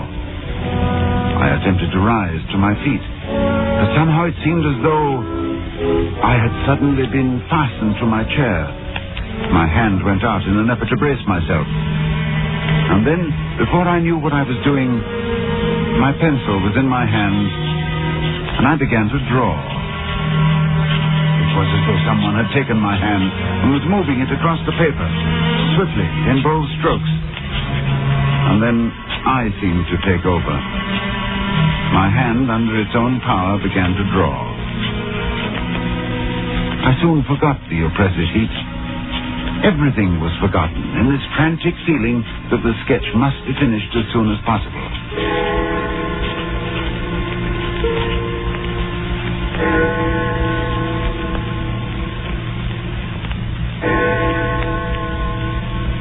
I had no idea how long I worked until I heard the clock of St. Jude's in the distance. It was 4 o'clock, and I had started just after breakfast. Now, for the first time since I'd begun, I actually seemed to see what I had been sketching. I was surprised. The final result was, I felt sure, the best thing I'd ever done. It showed a criminal in the dock immediately after the judge had pronounced sentence. The man was fat, enormously fat. The flesh hung in rolls about his chin. It creased his huge, stumpy neck. He was clean-shaven. Or perhaps I should say a few days before he must have been clean-shaven. And he was almost bald. He stood there before the judge, his short, clumsy fingers clasping the rail, looking straight in front of him. The feeling that his expression conveyed was not so much one of horror as of utter, absolute collapse. There seemed nothing in the man strong enough to sustain that mountain of flesh. And then I saw that the sketch wasn't complete, for the man's other hand seemed to be touching an instrument of some kind, a weapon, but it hadn't been completed. I had made this sketch, and yet I had no recollection of what I'd intended the man to carry in his other hand. I took up my pencil again, and I attempted to fill in the fuzzy outline, but it was useless. It was as though my fingers had suddenly turned to lead. I sat down, and I felt the moisture slowly forming on my forehead. And once again, I was conscious of the oppressive heat. Then I knew that there would be no finishing of the sketch, at any rate not for the moment. So I rolled it up, and without quite knowing why, I put it in my pocket. In spite of my peculiar inspiration, I was filled with a rare sense of happiness which the knowledge of a good thing well done gives.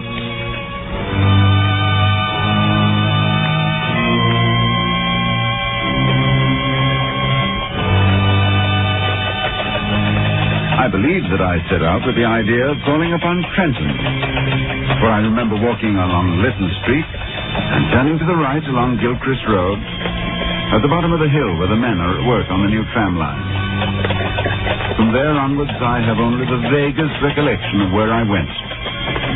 Through parks, along crowded streets, always conscious of the awful heat that came up from the dusty asphalt pavement in a suffocating wave.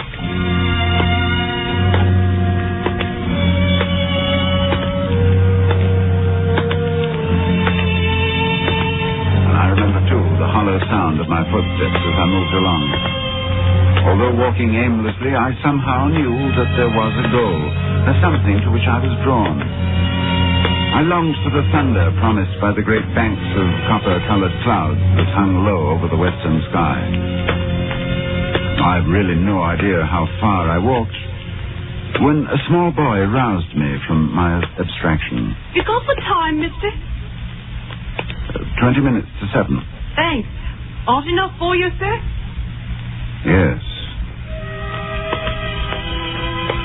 When he left me, I began to take stock of my bearings. I found myself standing before a gate that led into a yard bordered by a strip of thirsty earth. There were flowers, purple stock and scarlet geranium, and great numbers of bees droned over them. I stood looking down at them for a moment, and then, for some reason, I looked up. Over the entrance to the place, there was a board with the inscription, Charles Atkinson, Monumental Mason, worker in English and Italian marbles.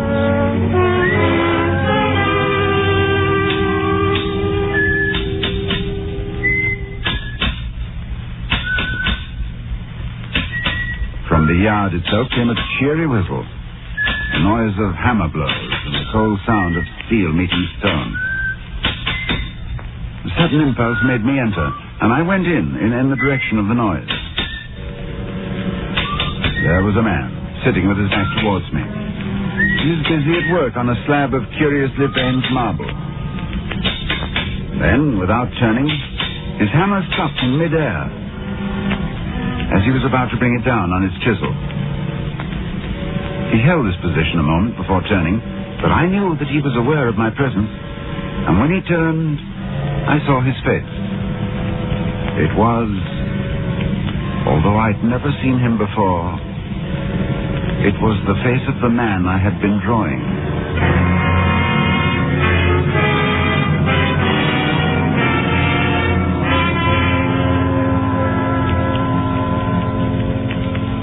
Yes, it was the face of the man whose sketch was in my pocket. He sat there on his low stool, huge and elephantine, the sweat pouring from his scalp, not speaking.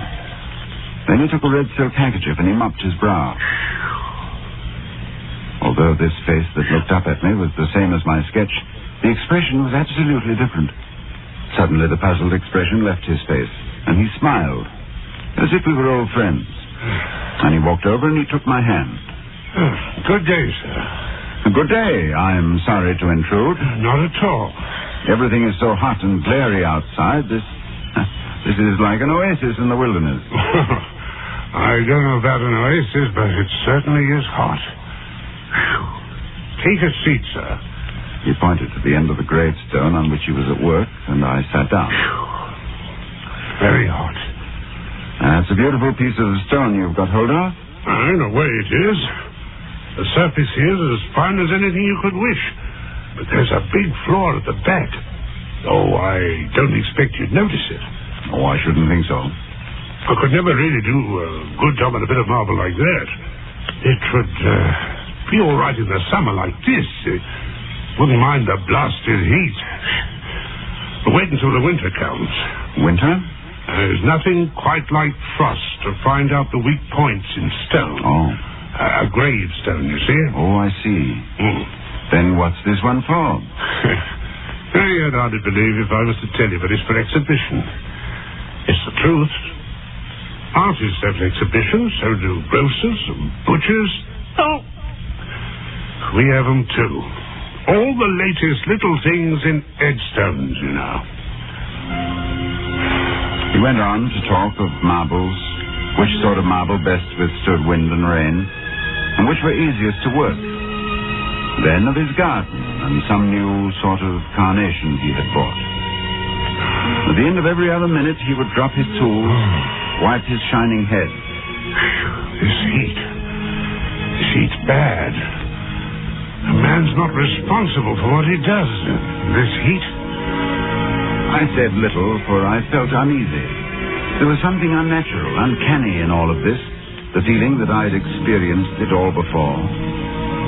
The oppressive heat, the fragrance of the stuffs in the air, the conversation about the marble, the flowers, everything as though I had experienced it before. And yet I knew that I'd never ever been in this section of town before. I tried to persuade myself that at least I'd seen him before, that his face, unknown to me, had found a place in some out-of-the-way corner of my memory. But I knew that I was practicing little more than a plausible piece of self-deception. As I sat there quietly, watching him, he looked up at me and he said, There. What do you think of that? He said it with an air of evident pride, of a job well done. I could sense that he was experiencing the same feeling I had experienced when I had finished my sketch. Then he got up with a sigh of relief. Hot. Hot, ain't it? I was seated in such a position that I was unable to see his work. And for some reason, I didn't move. Suddenly, he began to read what he'd carved on the tombstone. He spoke deliberately and with a flat voice. In the midst of life, we are in death. Born January 18, 1905. I looked up at the start. This man had read my exact birth date.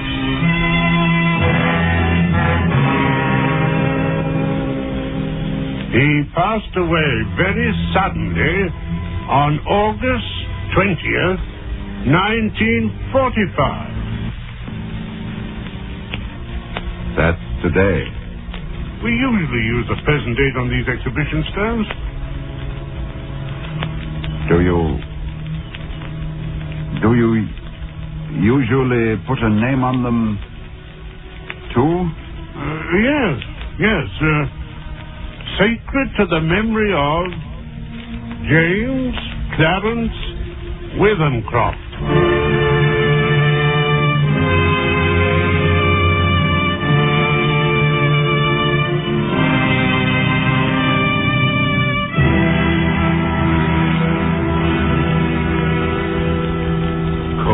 Shudders swept over me, and I sat there in silence. The sound of birds and crickets seemed loud in my ears as we stood there, looking at each other, saying nothing. And then he mopped his brow again. Hot. I was finally able to speak. Where did you see that name? I didn't see it anywhere. I wanted some name, and I put down the first that came into my head. It's a strange coincidence, but it happens to be mine. Huh? That's your name? You're James Clarence... Withencroft. Yes. Wow. And, the dates? I can only answer for the birth date. It's correct. Oh. That's a rum go.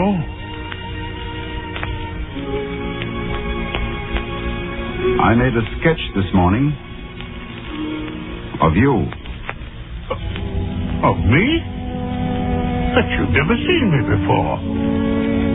No.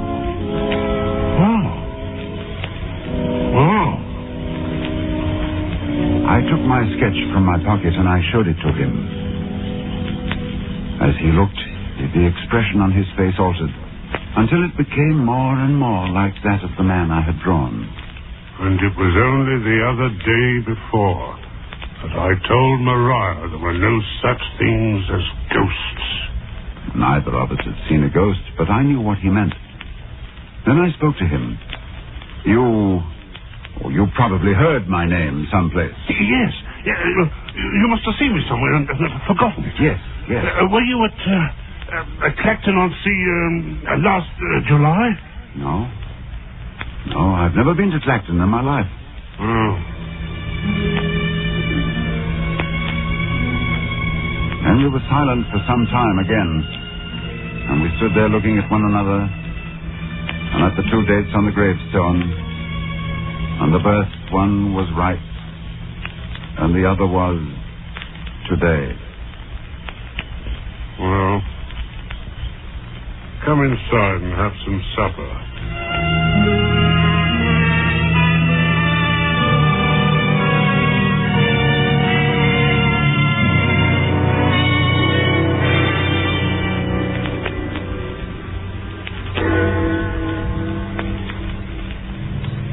wife was a strange little woman who was pallid with the look of those who live their lives indoors. Her husband introduced me as a friend of his who was an artist, and he informed her that I was staying to supper.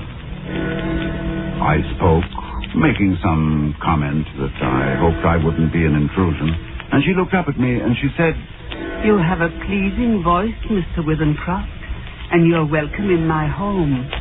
I'm sorry Charles has not brought you here before."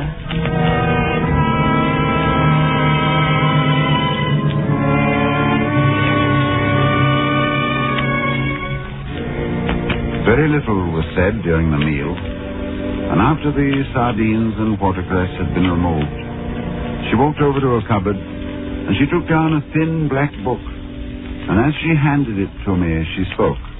"Would you read aloud, Mr. Withencroft?" Puzzled, I looked down at the book which she'd opened and placed before me. It was a very tiny book. The Prophet, it was called, by an author unknown to me with a strange Eastern name, Khalil Gibran. And my eyes fell across the page, and suddenly I was reading aloud, as she'd asked me to. Then Almitra spoke, saying, "We would ask now of death." And he said, "You would know the secret of death. But how shall you find it unless you seek it in the heart of life? The owl, whose night-bound eyes are blind unto the day, cannot unveil the mystery of light. If you would indeed behold the spirit of death, open your heart wide unto the body of life. For life and death are one, even as the river and the sea are one. In the depths of your hopes and desires lies your silent knowledge of the beyond. And like seeds dreaming beneath the snow, your heart dreams of spring. Trust the dreams, for in them is hidden the gate to eternity. Your fear of death is but the trembling of the shepherd when he stands before the king whose hand is to be laid upon him in honor. Is the shepherd not joyful beneath his trembling, that he shall wear the mark of the king? Yet is he not more mindful of his trembling. For what is it to die but to stand naked in the wind and to melt into the sun? And what is it to cease breathing but to free the breath from its restless tides, that it may rise and expand and seek God unencumbered? Only when you drink from the river of silence shall you indeed sing. And when you have reached the mountain top, then you shall begin to climb. And when the earth shall claim your limbs, then shall you truly dance.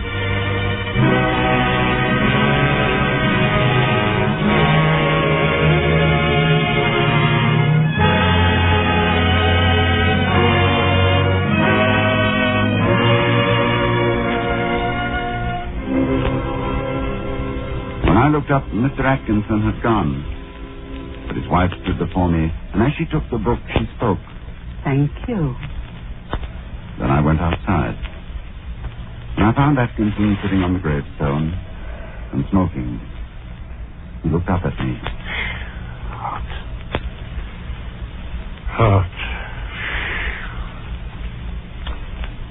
Man's not responsible for what he might do in this heat. She never asked anyone to read aloud before. And then we talked about the sketch again. He looked at it.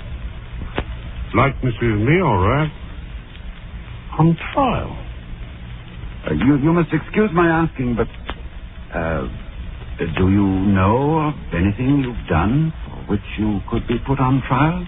No, I've done nothing. Not yet. He got up, fetched a can from the porch, and he began to water the flowers. Twice a day regular in the hot weather. And then the heat sometimes gets the better of the delicate ones, and ferns. Good Lord, they could never stand it. Where do you live? I told him my address. It would take an hour's quick walk to get back home. And he stopped watering, and he faced me squarely. It's like this. We look at the matter straight. If you both go back home tonight, you take your chance of accidents. A cart may run over you. There's always banana skins and orange peels. To say nothing of falling ladders. He spoke of the improbable with an intense seriousness that would have been laughable 6 hours before. But I did not laugh. The best thing we can do is for you to stay here till 12 o'clock. Then it'll be tomorrow, you see? Yes. We'll go upstairs for the smoke. Maybe cooler inside. And to my surprise, I agreed.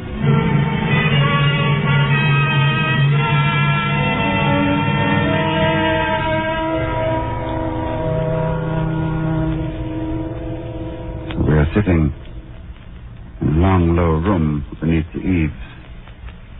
Atkinson has sent his wife to bed.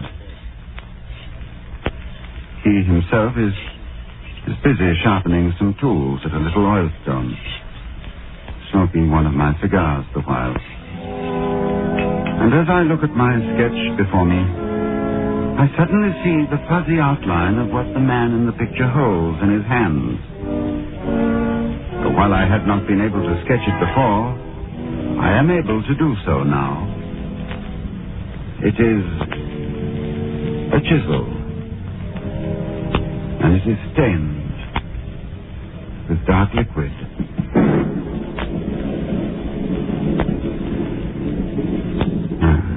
The sketch is completed now. The air seems charged with thunder, and I hear it in the distance. It is ominous, but it carries the hope of rain. And perhaps this damnable heat will be broken soon, and the day will soon be over. It is close to 12.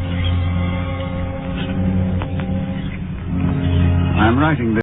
Now, the Roma Wine Company of Fresno, California presents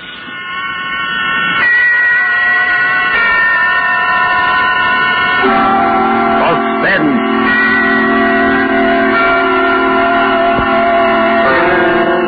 Tonight, Roma Wines bring you a suspenseful play by Dashiell Hammett called Two Sharp Knives, and starring John Payne and Frank McHugh. Suspense is presented for your enjoyment by Roma Wines. That's R-O-M-A. Roma Wines. Those excellent California wines that can add so much pleasantness to the way you live, to your happiness in entertaining guests, to your enjoyment of everyday meals. Yes, right now a glassful would be very pleasant, as Roma Wines bring you a remarkable tale of suspense. And with the drama called Two Sharp Knives, and with the performances of Mr. John Payne as Scott Henderson and Mr. Frank McHugh as Wally Shane, Roma Wines hope indeed to keep you in suspense. Shortly after 2 a.m., a poker game was breaking up at Ben Camsley's, the doctor coroner of Deerwood City. Scott Anderson, Deerwood's efficient chief of police, and Wally Shane, his easygoing assistant, were just about to leave. Oh, talk about thieves. Our own chief of police committed nothing less than larceny the way he won that last spot. Yeah. And having won it, I noticed he's losing no time in making off with the swag. Why don't you boys just break down and admit you don't know how to play like old Professor Scott here? Well, I couldn't win a poker hand if it was on a punch board. Come on, Wally, let's get out of here before these amateurs break my heart. Okay, Scott, anything you say. Where are we heading for, Chief? Just across the street, Wally. Railroad station. Oh, shucks. Aren't you afraid of the excitement? Don't you think that watching a 211 come in is apt to be too much for your blood pressure? Well, if it is, Wally, you can always carry on. You've been a fair imitation of an assistant to me for some time now. Yeah? Yeah. But anything happens to me, you'd be chief. Don't worry, it won't be any harder for you to fool the public as chief. Hi, Elmer. Huh? Oh, howdy, Scotty. Hello, Wally boy. Hi, Elmer. Hey, it's kind of late for you bigs to be around, isn't it? Oh, no. We sort of figured we'd put the town to bed tonight. How's the 211? On time? Right on the nose, Wally, right on the nose. Shall be blowing for the bend in just about 3 seconds now. By golly, this is early. That's her now. Why, you expecting anyone on us, Scotty? No, Elmer, I'm not expecting anyone. Well, I just thought we'd mosey over and watch it come in, that's all. You know, Elmer, you can never tell who might get off, though. Jesse James, or Jack the Ripper, or even your Aunt Jessie. Yeah, just right, Wally. Well, here's the big party. Just like what he's rolling away and up to the base.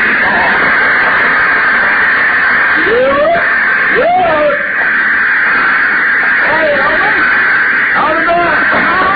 I can't complain, Cap. Well, maybe you can, Elmer, but I sure can. You hold us up at our stake there. How much more? No. This is the last piece now. Well, there you are, Cap. It's all done. Okay, see you now, Elmer.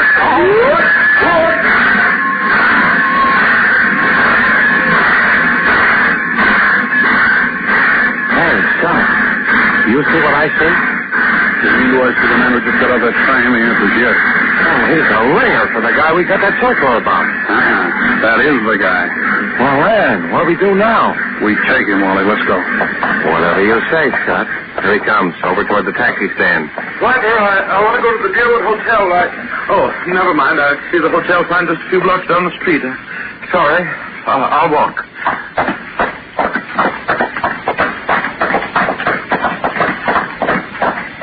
Hello, Furman.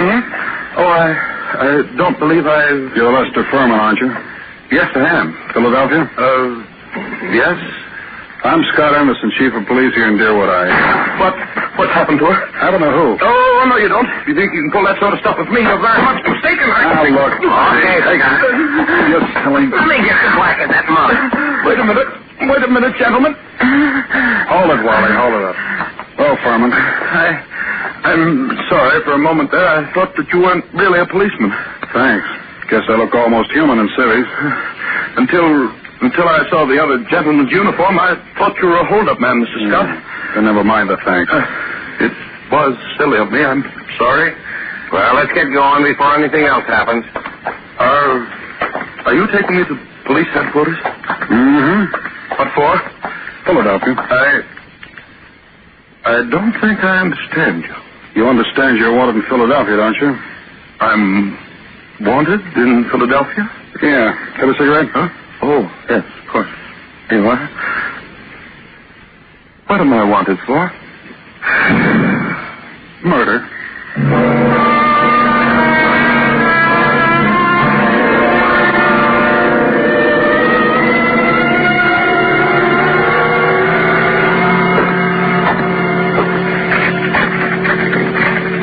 Here we are. Here's the circular on Lester Furman. It was sent out by the Trans-American Detective Agency in Philadelphia. $1,500 reward for the arrest and conviction of Lester Furman, alias Lloyd Fields, alias J.D. Carpenter, for the murder of Paul Frank Dunlap in Philadelphia on December the 8th, 1942. Oh, no. Take a look at it. Well, it's a lie. You're Furman, aren't you? Yes. The photograph reproduced in the circular is a picture of you, isn't it? Yes, it is, but I can't understand. Here, you better sit down. What we got here? We got Lester Furman. Oh, that's Philadelphia. You lucky stiffs. Now you and Wally spent $1.5 grand reward, though. Gee, I've never seen nothing like it. If it ain't vacations in New York at the city's expense, it's reward, Moolah. George, someday, if you don't remember you're the jailer around here and not the DA, you're going to be wearing your teeth on the outside of your lip, and I'll be the guy who arranged it that way. You understand? Oh, just because you caught a guy who's hot in Philadelphia. It's a lie. I never killed anybody. I won't be framed. I won't be framed. Stop. Take it easy, Furman. Save it for the Philadelphia police. We're just holding you for them. If anything wrong, it's there, not here. But it's not the police. It's the Trans-American Detective... Mr. Anderson, I suppose you're sure there's nothing I can do. There's nothing anyone can do till morning. All right, George, you take Furman now and lock him up. Come along, darling. You ain't had nobody in our little hoosecar for 3 days running. You'll have it all to yourself, just like a suite at the Ritz. Well, good night, and thank you. Make him as comfortable as you can, George. If he wants anything set in, okay. He's valuable, huh? Now, if some bum didn't mean a nickel to you, maybe I ought to take a pillow off my own bed for him. And nuts.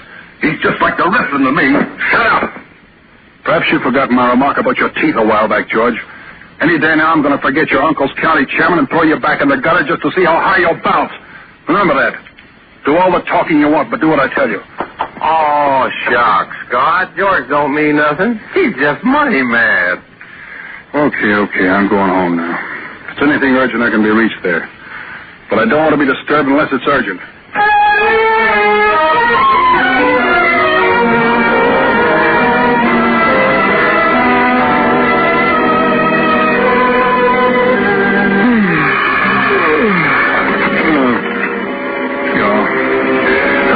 Hello, Scott. This is Wally. Yeah, Wally? Oh, what time is it? It's 5 after 6 in the morning, and you better come right down, Scott. That fellow Furman hung himself. What? Hung himself? Yep, by his belt from a window bar. Deader than a mackerel. I'll be right in, Wally. Phone Ben Camsley, tell him I'll pick him up on the way down. Oh, shucks. No doctor's going to do Furman any good now. Well, it won't hurt to have him looked at. You better phone the county court at Douglasville, too, and file a routine report. I already did that. And what's more, hold on to your seat. The DA is on the way over, in person. The DA? I'll be there before you hang up. For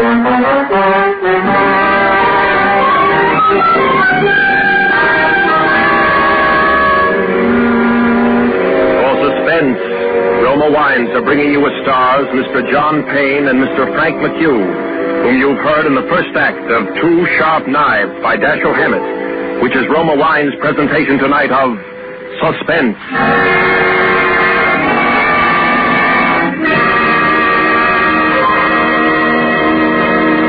Between the acts of Suspense, this is Truman Bradley for Roma Wines.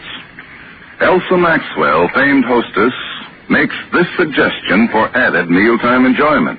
It's smart, yet simple, to dress up ordinary meals. For a festive note, spread your table with a brightly colored cloth, a centerpiece heaped with fresh fruits and nuts, a basket of crispy brown hot rolls, and at each plate, a glistening glassful of golden Roma Sauterne, well chilled. A most welcome suggestion from Miss Maxwell. And as you enjoy Roma California Sauterne, you'll be delighted with the flavorful delicacy of this truly distinguished table wine. Like all Roma wines, Roma Sauterne is always unvaryingly good, the goodness of selected grapes, picked at the peak of perfection in sunny California's choicest vineyards, carefully pressed, the rich natural juices guided to perfection, unhurriedly, by the ancient wine skill of Roma's famed wineries. Good Roma wines never vary, are always enjoyable, yet cost only pennies a glass. Remember, because of uniformly fine quality at reasonable cost, more Americans enjoy Roma than any other wine. R-O-M-A, Roma wine. And now, Roma Wines bring back to our soundstage John Payne as Scott Anderson, Deerwood City Chief of Police, and Frank McHugh as Assistant Chief Wally Shane in Two Sharp Knives, a play well calculated to keep you in suspense.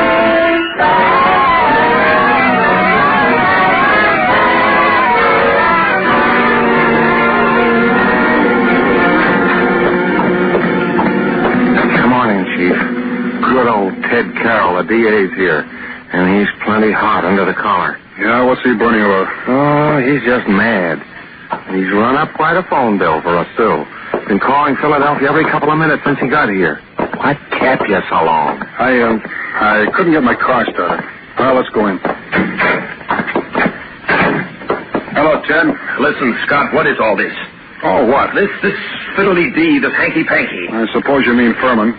Wasn't it suicide? Sure, it was suicide. I just telephoned Trans-American, dug a guy out of bed there. They phoned me just a few minutes ago and said they'd never sent out any circulars on Furman. Oh? They didn't want him for murder or anything else. All they knew about him was he used to be a client of theirs. I don't know what to think, Ted. I don't either. What on earth kept you so long, Scott? Car stall. Came as quick as I could. Oh, what makes you so edgy, Ted? Oh, nothing. I guess it's just the district attorney in me. Oh, shucks. Gents, if you're not careful, you're liable to give the impression that you two don't like each other. Okay, Wally. I'll quit if he will. Tell me what's wrong, Ted. Well, there's plenty wrong, Scott. Everything's wrong.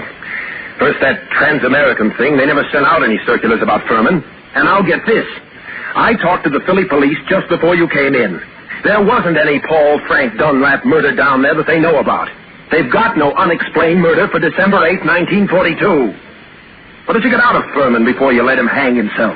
That he was innocent. Well, didn't you grill him? Didn't you find out what he was doing in town? Wally, didn't you? Oh, shucks. What for? He admitted his name was Furman. The circular description fitted him. The photograph was him. Trans-American Detective Agency supposed to be on the level.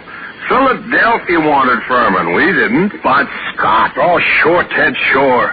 If I'd known he was going to hang himself, but then if your aunt wore pants, she'd be your uncle. You said Furman had been a client of Trans-American. Then tell me what kind of a job they were doing for him. Well, his wife left him a couple of years ago, and he had them hunting for her for 5 or 6 months. But they never found her.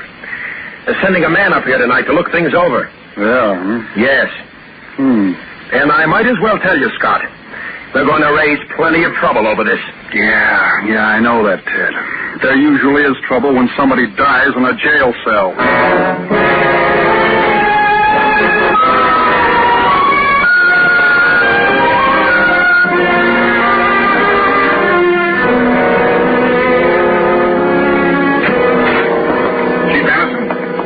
Come in.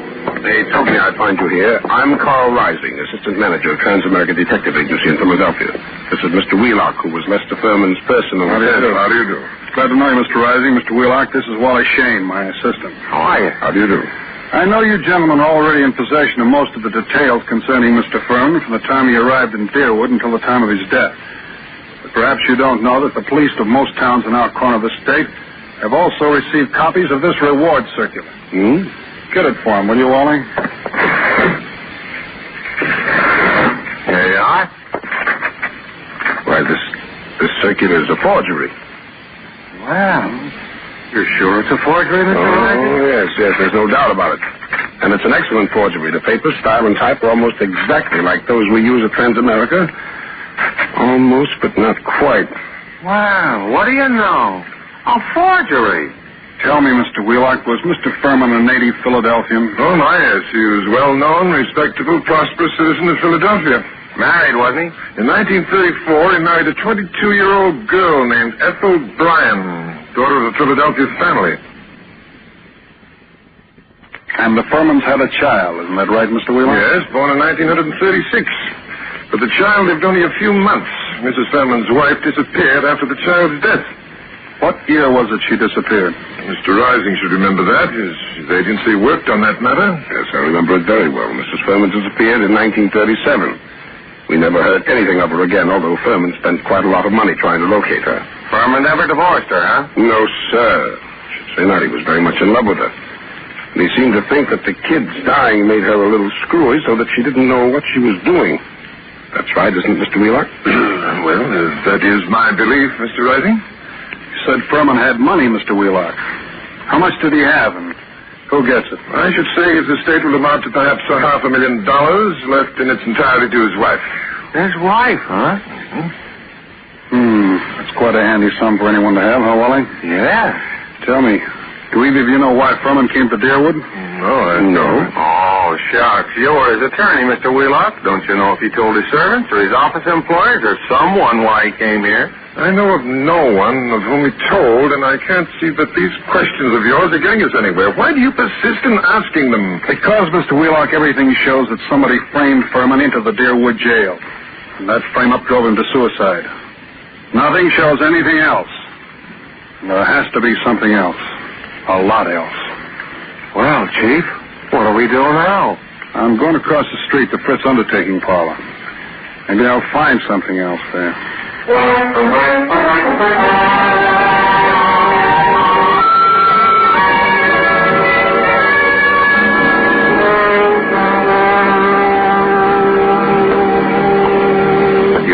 Anything at the undertaking parlor, Scott? No, not much. Well, I was over there myself just after you left, and I did. You did? What? Well, I saw it. Say it, Wally. Come in. Hello? Bumping into anything here? Oh, shucks, no. You know, the coroner's report is always welcome at a time like this, Doc. What's on your mind, Doc? Is it all right to talk here? I mean, can anyone hear us? No, go ahead, talk. Listen, Scott, 2 of those bruises showed. What bruises? Furman, up under the hair, there were 2 bruises. Why didn't you tell me? I am telling you, Scott. You weren't here when I made my examination. You were off chasing some stick-up hoodlums. This is the first time I've seen you since then. But why didn't you spill the stuff about Furman's bruises when you were testifying at the inquest, then? I'm a friend of yours, though I want to put you in a spot where people say you drove this fellow to suicide by 3rd degreeing him too rough. Oh, shucks, Doc. You're nuts. How bad was Furman's head? Well, that didn't kill him, if that's what you mean. There's nothing the matter with his skull, just a couple of bruises that nobody would notice unless they parted the hair. It killed him just the same. You and your friendship that...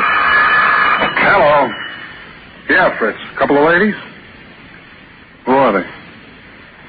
Oh, okay, I'll wait. I've got to run along now, Scott. Okay, I'll see you later. Right.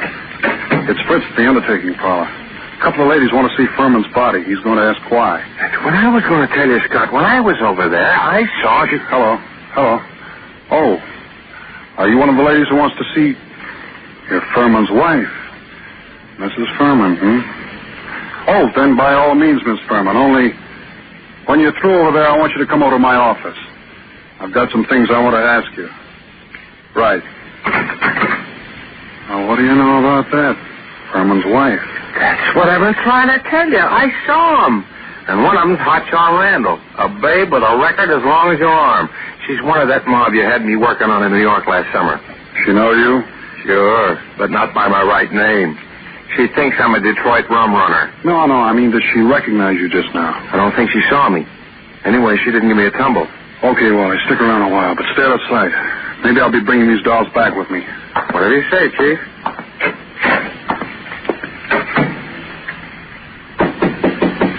Come in.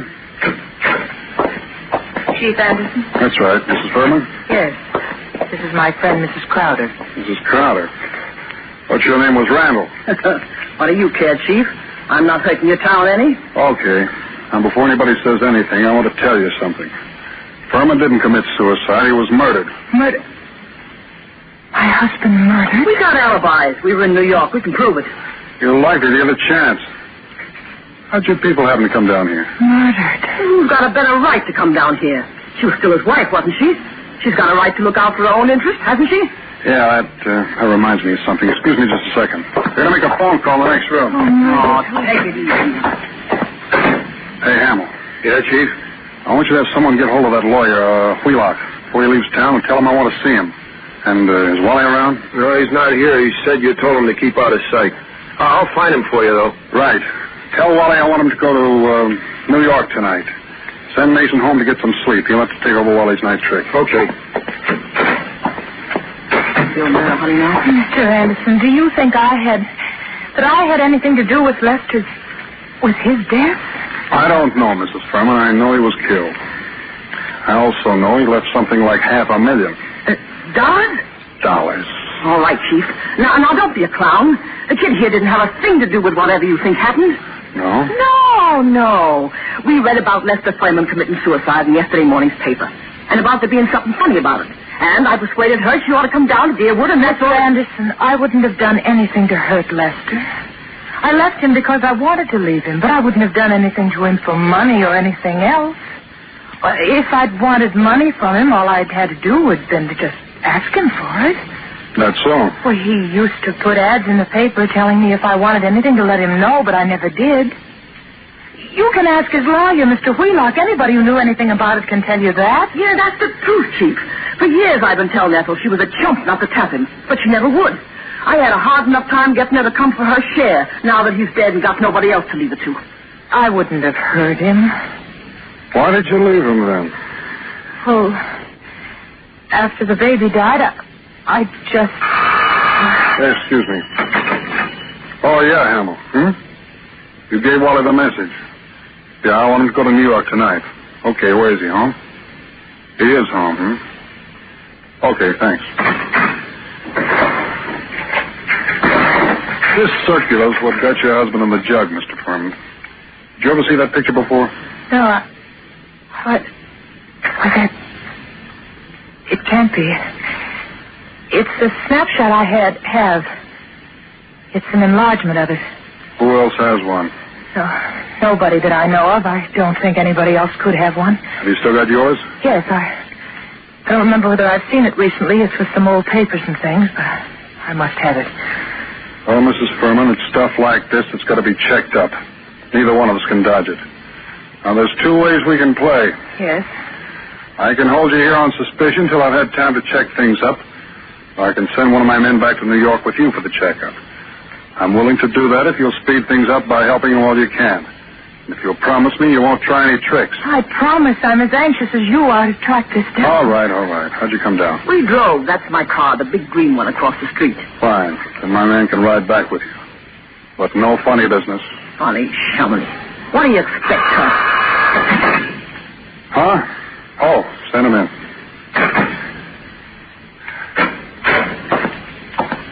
Hello, Mr. Wheelock. Is this really Mrs. Furman? Yes, that's really her, all right. How do you do? You wait here, Wheelock. I'll be back in a little while. Come on, girls. Where are we going? We're going to solve a murder, sister.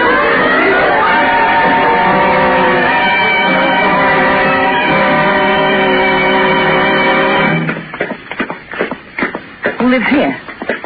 Wally Shane, my assistant. He's the man who's going to drive you to New York tonight. All right? Here we are. Wally?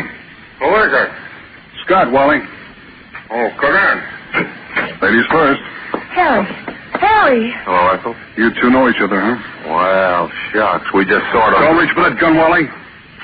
I've got you covered. I guess you win, Scott. I guess I do. Why didn't you get out of town, Wally? No, it's Harry. You must have known when you saw these two women. I did. But when Hamill phoned and said you were going to send me to New York, I figured I was getting a break. You fooled me plenty on that one, Scott. Yeah. You going to come along nice and quiet, Wally? Oh, shucks. Why not? Okay. And I'm afraid I've got to say it. Wally Shane, I arrest you for the murder of Lester Furman.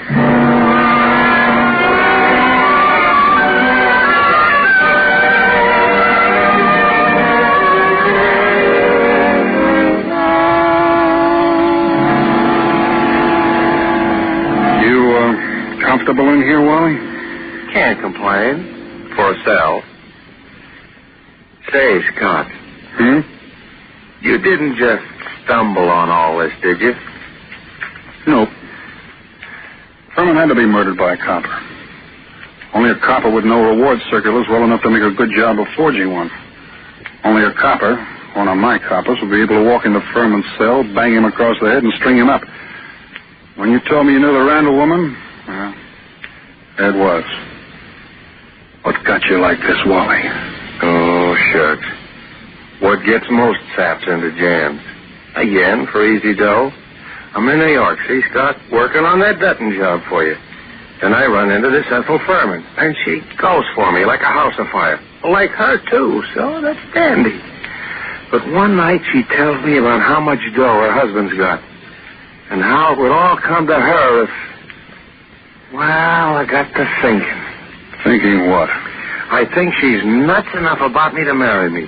I still think she'd marry me if she didn't know I killed him. So anyway, I did it.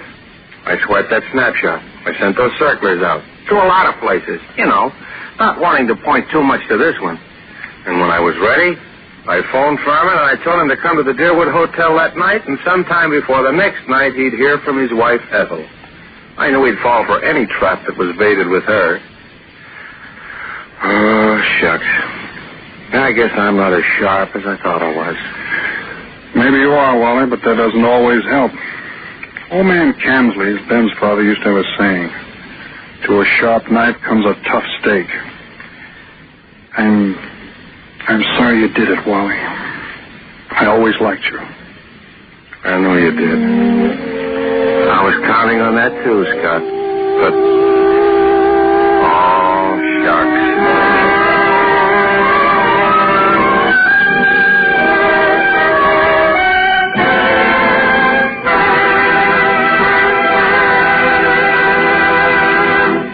And so closes Two Sharp Knives, in which Roma Wines have brought you John Payne and Frank McHugh as stars of tonight's study in Suspense.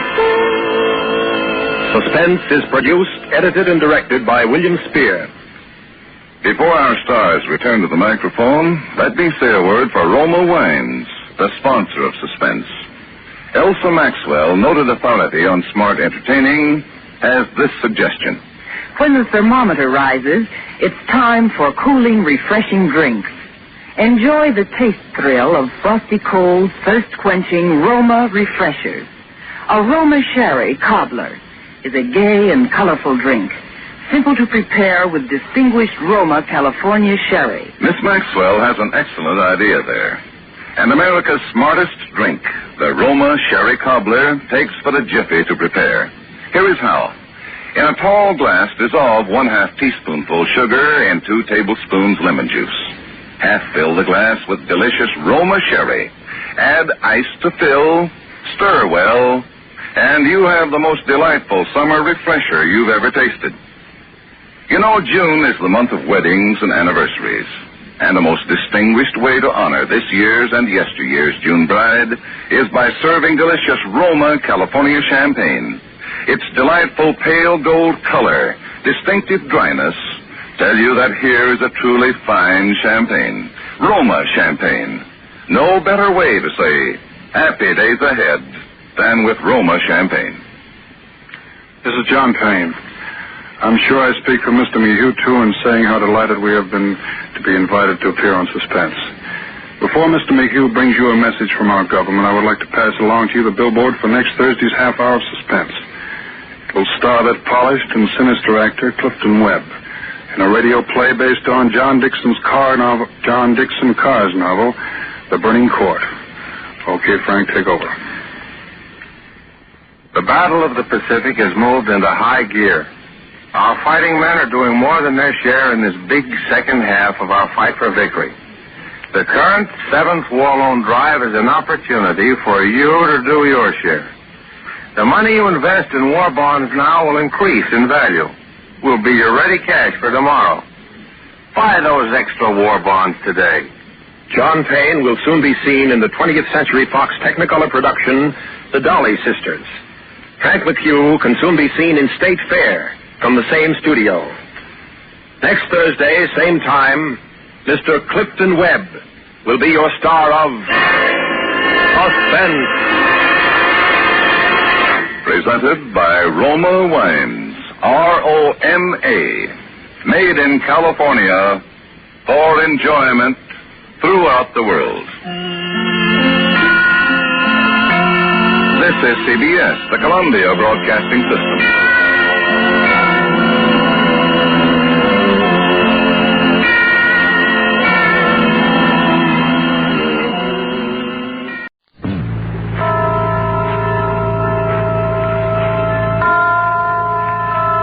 The Columbia Network takes pleasure in bringing you Suspense.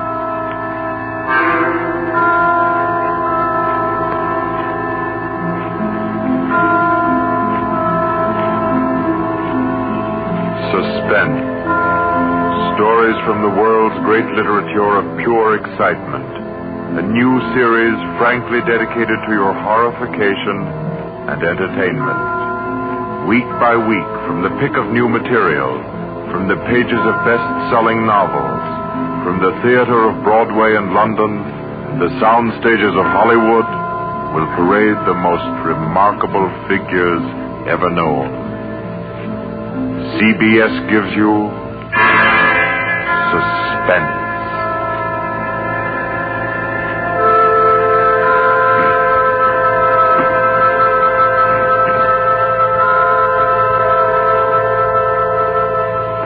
Tonight's presentation is one of the finest of the contemporary stories of mystery and terror. John Dickson Carr's famous novel, The Burning Court.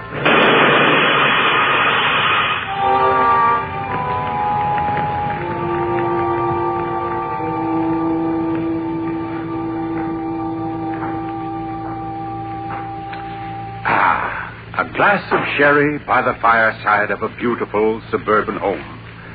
What could be more comforting?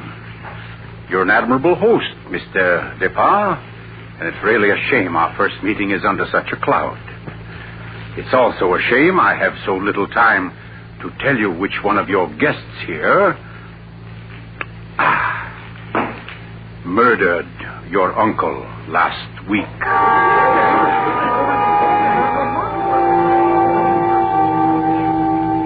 Now, let's see now. I believe we're all here. Your wife, your friend, Mr. Stevens, Captain Brennan. Yes, and incidentally yourself. Just who did you say you were? Well, no wonder you've had so much difficulty with the case, Captain. My name is Cross, Godin Cross, the writer. As a matter of fact, it's because of my just completed book, Poisoning Throughout the Ages, that I happen to be here now. And Ted Stevens there happens to be a member of the firm which publishes my work. I'd never seen him until tonight, but I've been told what happened. This afternoon, he began reading my manuscript for the first time on the train. The commuter's train, which every afternoon deposits him safely and soundly here in Crispin. I imagine he was halfway home by the time he finished the first chapter. Then he turned a page. Attached to the following leaf was a picture. And looking at it, the young man stiffened suddenly and all but cried out his shock.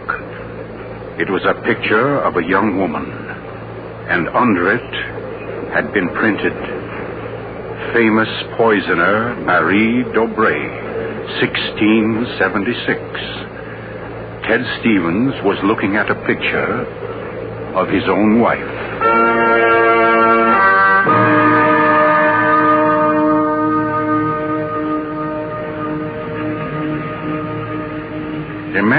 Imagine his 25-year-old wife in 17th century costume. The face, the features, even a wistfulness of expression were identical. Even the name, Dobré, was his wife's maiden name. But no, that was ridiculous. This woman in the picture was, well, one of his wife's ancestors. Yes, that was it. Simply an amazing family resemblance. Marie would be waiting for him at the station, and he'd have to tell her about it. He wondered why, however, she'd never told him about. Oh, well, but you don't discuss such an ancestor, do you? Ted Stevens glanced down at the chapter to which the picture had been attached. It was entitled, The Affair of the Non-Dead Woman.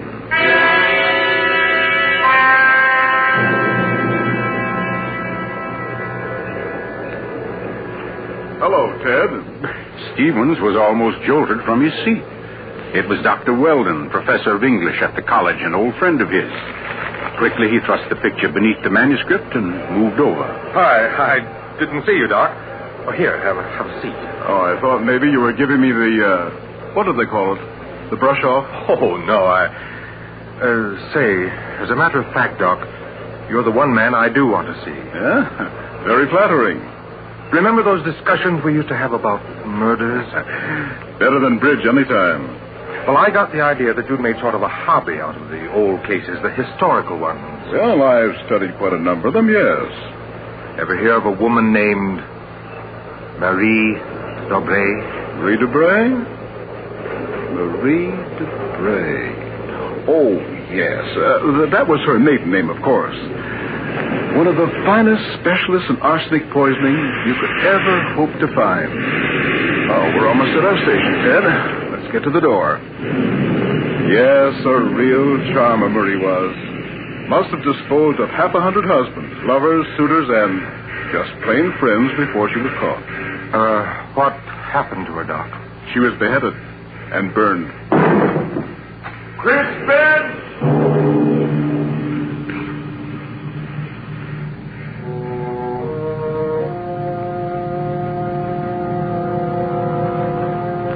Absurd, laughable.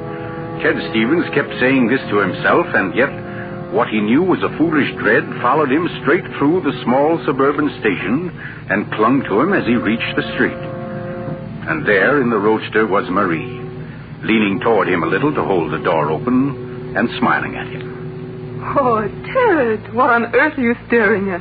That streetlight shining on your hair. I like that. Oh, you're tight. Come on, get in the car.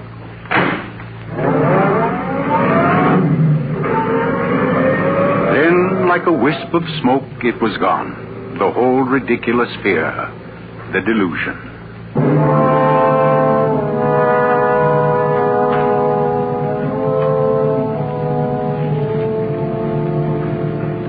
When at home, Marie brought the cocktails into the living room. The logs were burning brightly in the fireplace, throwing a soft, dancing glow upon a room that was darkening with dusk. To you, Marie. And to you, dear. As Stevens placed his glass down, he noticed the manuscript of my book. It was there on the table, right where he'd placed it when he first came in. Deliberately, he turned from it, and then turned back. The manuscript had been moved. Only an inch or so, but it had been moved. Keeping his back to his wife, he thumbed through that early chapter and discovered, just as he knew he would, that the photograph was gone.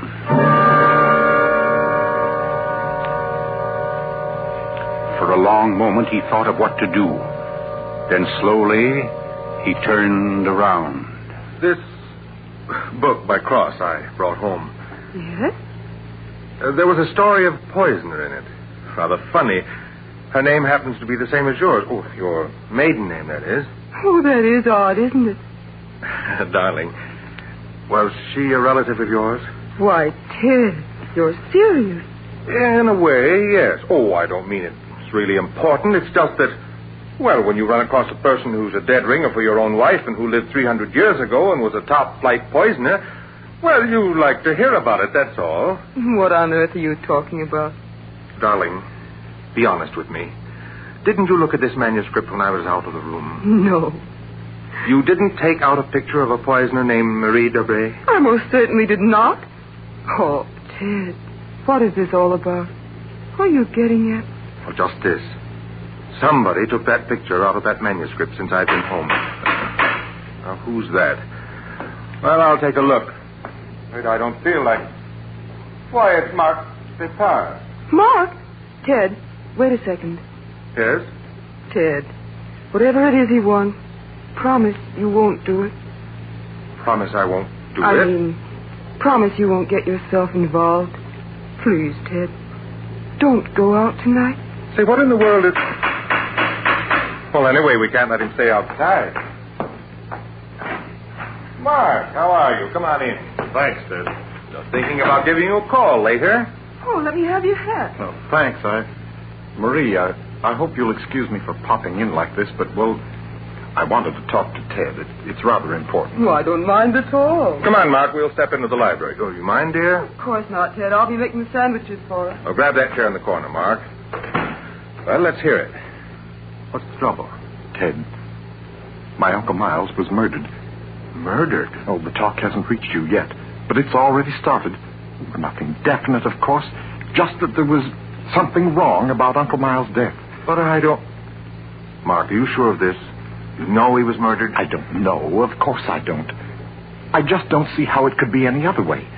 Uncle Miles, you know, had been sick for quite a while, but last Saturday he seemed so much better that Miss Corbett, that was his nurse, decided to take the day off. And, oh, you know all this. You and Marie were over that afternoon. Anyway, Lucy and I went to the club that night, to that masquerade party, and we left the old boy completely alone. I've cursed myself 1,000 times since. But what about your housekeeper, Mrs., what's her name? Henderson. Wasn't she around? Oh, sure. In that little house out in back. We told her to look in now and then, but, well, that wasn't good enough. It was after midnight when Lucy and I got back. Uncle Miles was dying. Ted, it looked exactly like one of his regular attacks, but then later, after he was gone, I happened to glance under the chest of drawers in his room. There was a small silver cup under there, almost drained, and Uncle Miles' cat. The cat was still warm, but quite dead. Oh. I managed to get the cat out of the house and buried without anyone seeing me. Next day, I had the contents of the cup analyzed. It was poison? Yes. Arsenic. Well, what do you want me to do? Help me open the crypt. What? I want to have a private autopsy performed. Help me get Uncle Miles' body out of that vault. Oh, I know it's a tough job. The thing is sealed solid, but we can do it. You mean without the police knowing about it? Without anybody knowing about it. Mrs. Henderson's visiting her sister, and I managed to send Lucy over to the club. You must be crazy. You're playing with dynamite, Mark. This is something you've got to tell the police now. I can't take that chance. But they'll have to know sometime. You're only delaying... I've got to know first, I tell you. You don't understand, Ted. There was somebody in Uncle Miles' room that night, handing him something in a silver cup. Mrs. Henderson was on the porch by the window. She saw her. She saw her? Ted, she thinks it was my wife. Oh, Lucy. It doesn't mean anything to Mrs. Henderson yet, because she doesn't suspect anything. But, well, Ted, you've got to see why I've got to be sure. Why I've got to know how Uncle Miles died. Because it wasn't Lucy, Ted. I know it wasn't. Of course not, Mark. She had an alibi. Well, she was with you at the club, wasn't she? Yes. Except for half an hour. I see. You'll help me, won't you, Ted? When do we start? As soon as you can make it. Okay. Come on now. I'll get your hat. You trot on ahead, and I'll come over as soon as I can see Marie. You're not going to tell her about this. Of course not. I'll think of something. Don't you worry about it. No, thanks, Ted. Thanks a lot. Marie? I'm coming.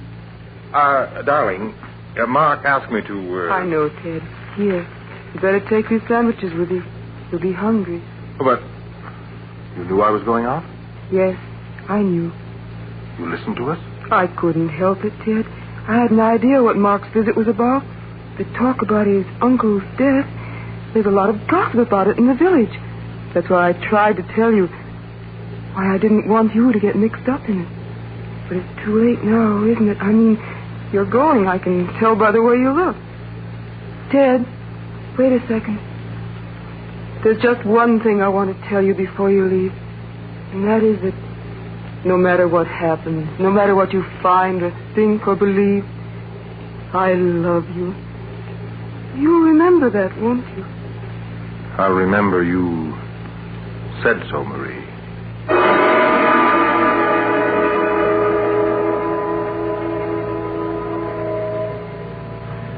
By the light of a dim kerosene lantern, Mark and Chet Stevens pounded their way through the thick shelf of rock that covered the Depar's ancestral tomb, pried open the great slab of stone which lay across the subterranean door, and then at last descended to the dank, ink-black chamber. They found the coffin. They dragged it from its crypt and placed it on the cold stone floor. They unclamped the lid and opened it. Mark! It's empty. What? That's impossible. It can't be. But it is, Mark. You know what this means? That body wasn't in this coffin when it was placed here. I'll swear it was, Ted. From the time that coffin was closed on Uncle Miles, somebody, the undertaker or Lucy or me, somebody was with it until it was buried. And the crypt was sealed right after. Then somebody beat us to it. Somebody's broken in here ahead of us. Broken in? Listen, Ted. Lucy and I have hardly left the house since the funeral. Do you think anybody could break in here, smash through that stone and cement without our seeing them or without our hearing them? Well... What? Well, you might as well come on out then. What? Who was that? Me, Mr. Depard, up here. My name's Captain Brennan. I'm from the office of the Commissioner of Police. I'd like to talk to you if you don't mind, Mr. Depard. Here, follow my flashlight up. But I don't understand. How did you know about this? By listening, mainly. You mind if we go up to your house, Mr. Depard? Why, no. Not at all. Oh, thank you. Oh, Freddie. Look here, Captain. Freddie, this is Mr. Depard. Lieutenant Gray. Glad to know you, Mr. Dapler. And Mr. Ted Stevens, isn't it? Well, how did you know my name? Very simple. I got the names of everybody who was here at the depot the day the old man died. You and your wife were included. Oh, here we are. But I don't... Captain, who gave you those names? Why, your housekeeper, of course.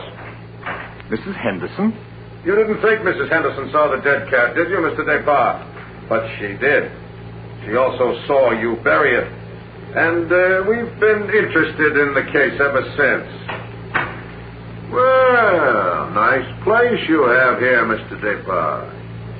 Now, let's see. According to Mrs. Henderson, your wife was wearing some kind of a masquerade costume that night. What kind of a thing was it? Well, it was... there, you can see it. It was copied from the dress in that old painting over there. Oh, yes. Funny. Where's the woman's face? It's always been that way, long as I can remember. Somebody must have thrown acid on it or something. Can't blame them much. She was a poisoner. A poisoner? Yes. The story goes that one of my ancestors was responsible for her execution. Marie Dobré, her name was. Oh, yes. I've read about her.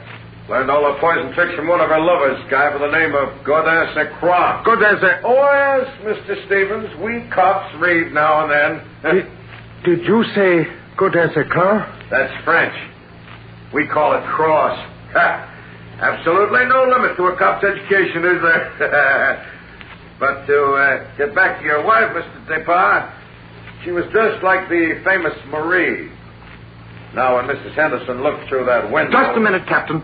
Mrs. Henderson can't prove she saw a thing, and you know it. What do you mean? I mean you haven't any right to insinuate that my wife was in that room. Well, who's insinuating? I'm trying to say that Mrs. Henderson, after thinking it over, realizes she was tricked by the costume.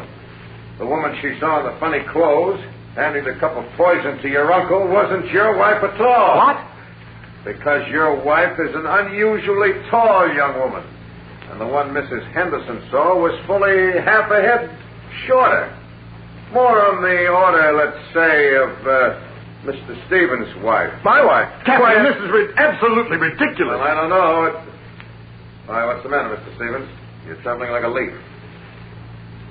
Tell me now, just for fun, where was Mrs. Stevens that night? She was home with me.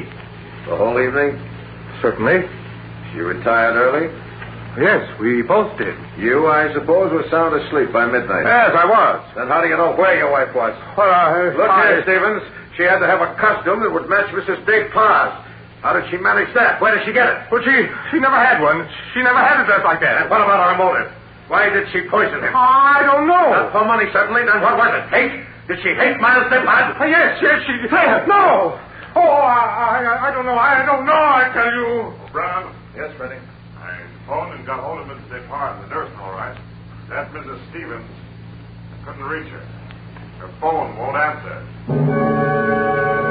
Okay, that'll take up. I'm going home. Stevens, come back here. I'm going to get my wife. Oh, man, stop it, brother. Let's go.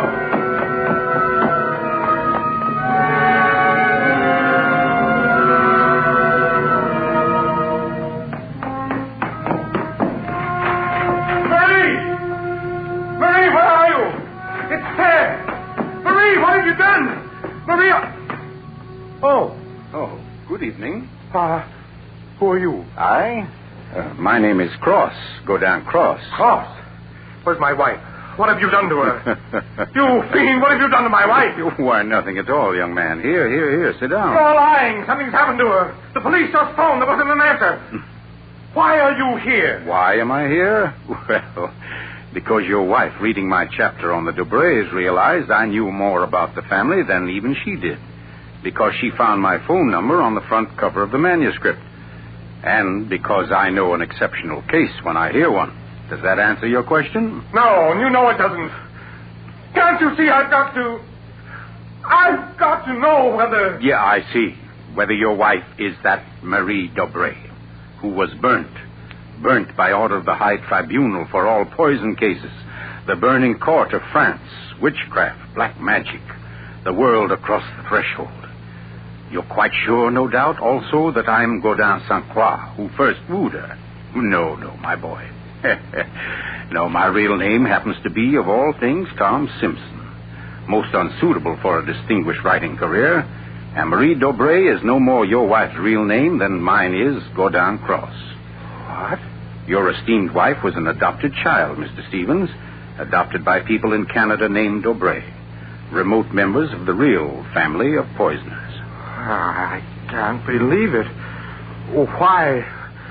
Why didn't you tell me?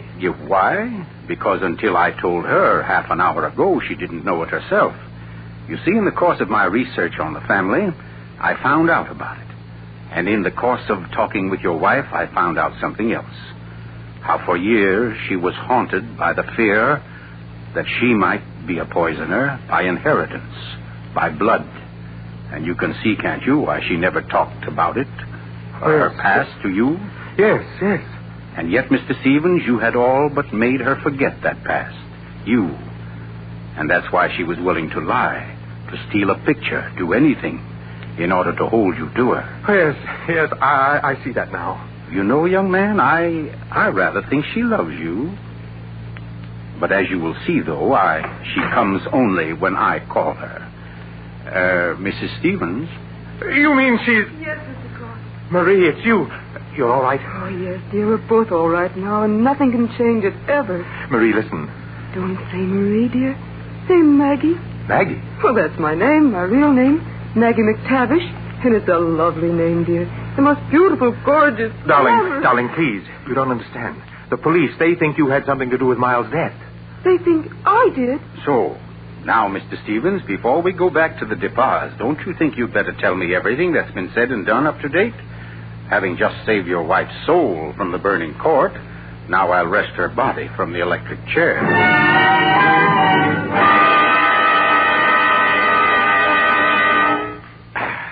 Yes, Mr. Depas, truly excellent sherry.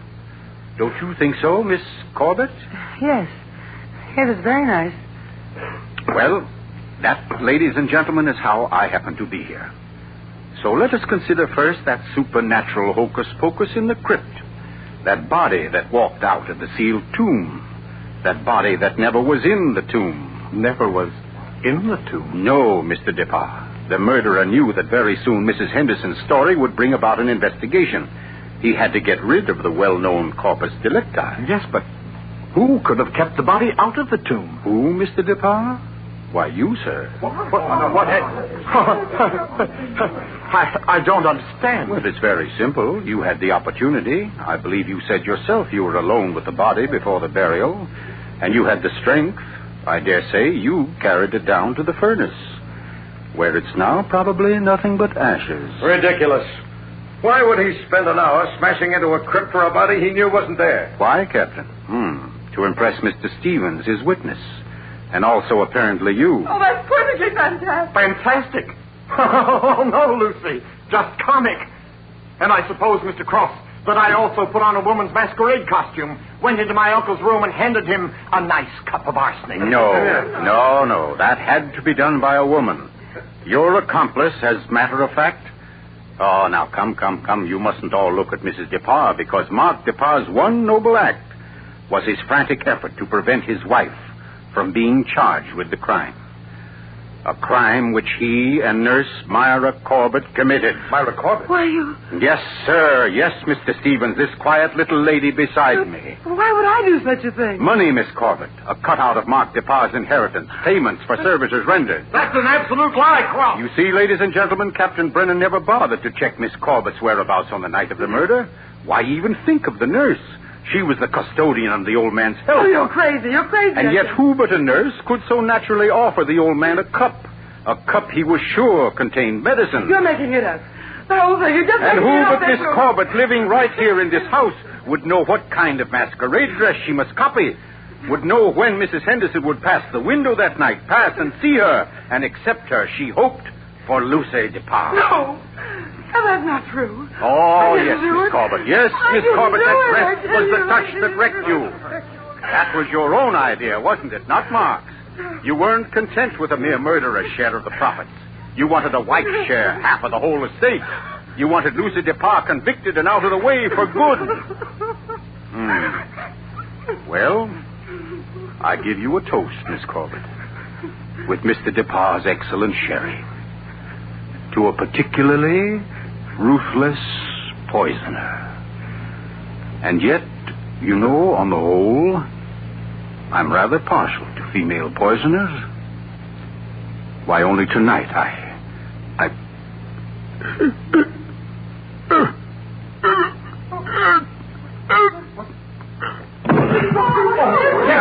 Here, let me get to him.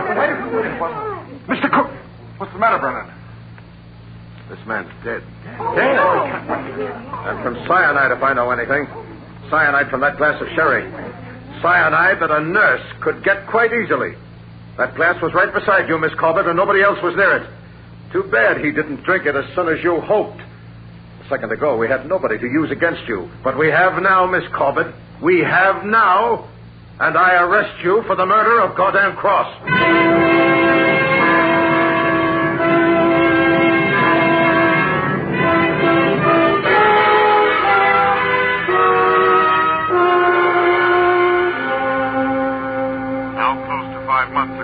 Prominent author was murdered, and tonight Myra Corbett pays with her life for that crime.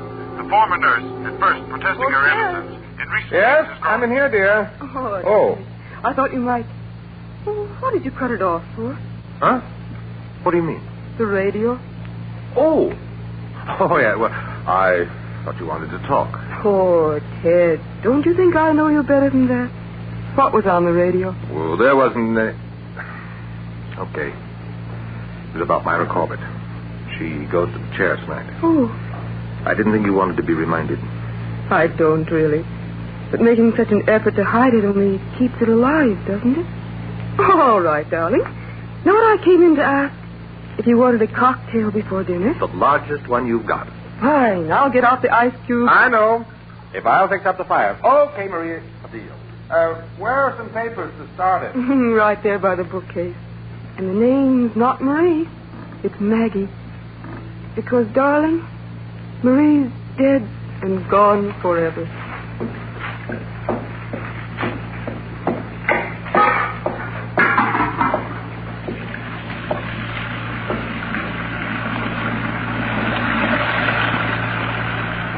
Oh, no, Marie. We're never dead. Neither of us. It was your hand that touched that glass. I know that now. And I could return the favor. But instead, I shall ask that you dispatch your husband. This one, like all the others. Now, just a little bit of poison in the drink, Marie. Any kind of a drink. What kind, Ted? What kind of a cocktail shall we have?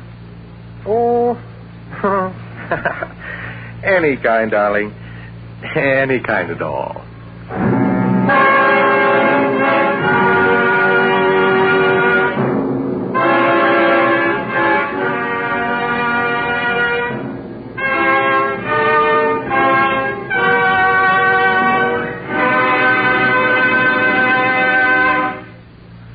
You've just heard The Burning Court from John Dixon Carr's famous novel, the first in Columbia's new series of outstanding classics and chills by world-famous authors.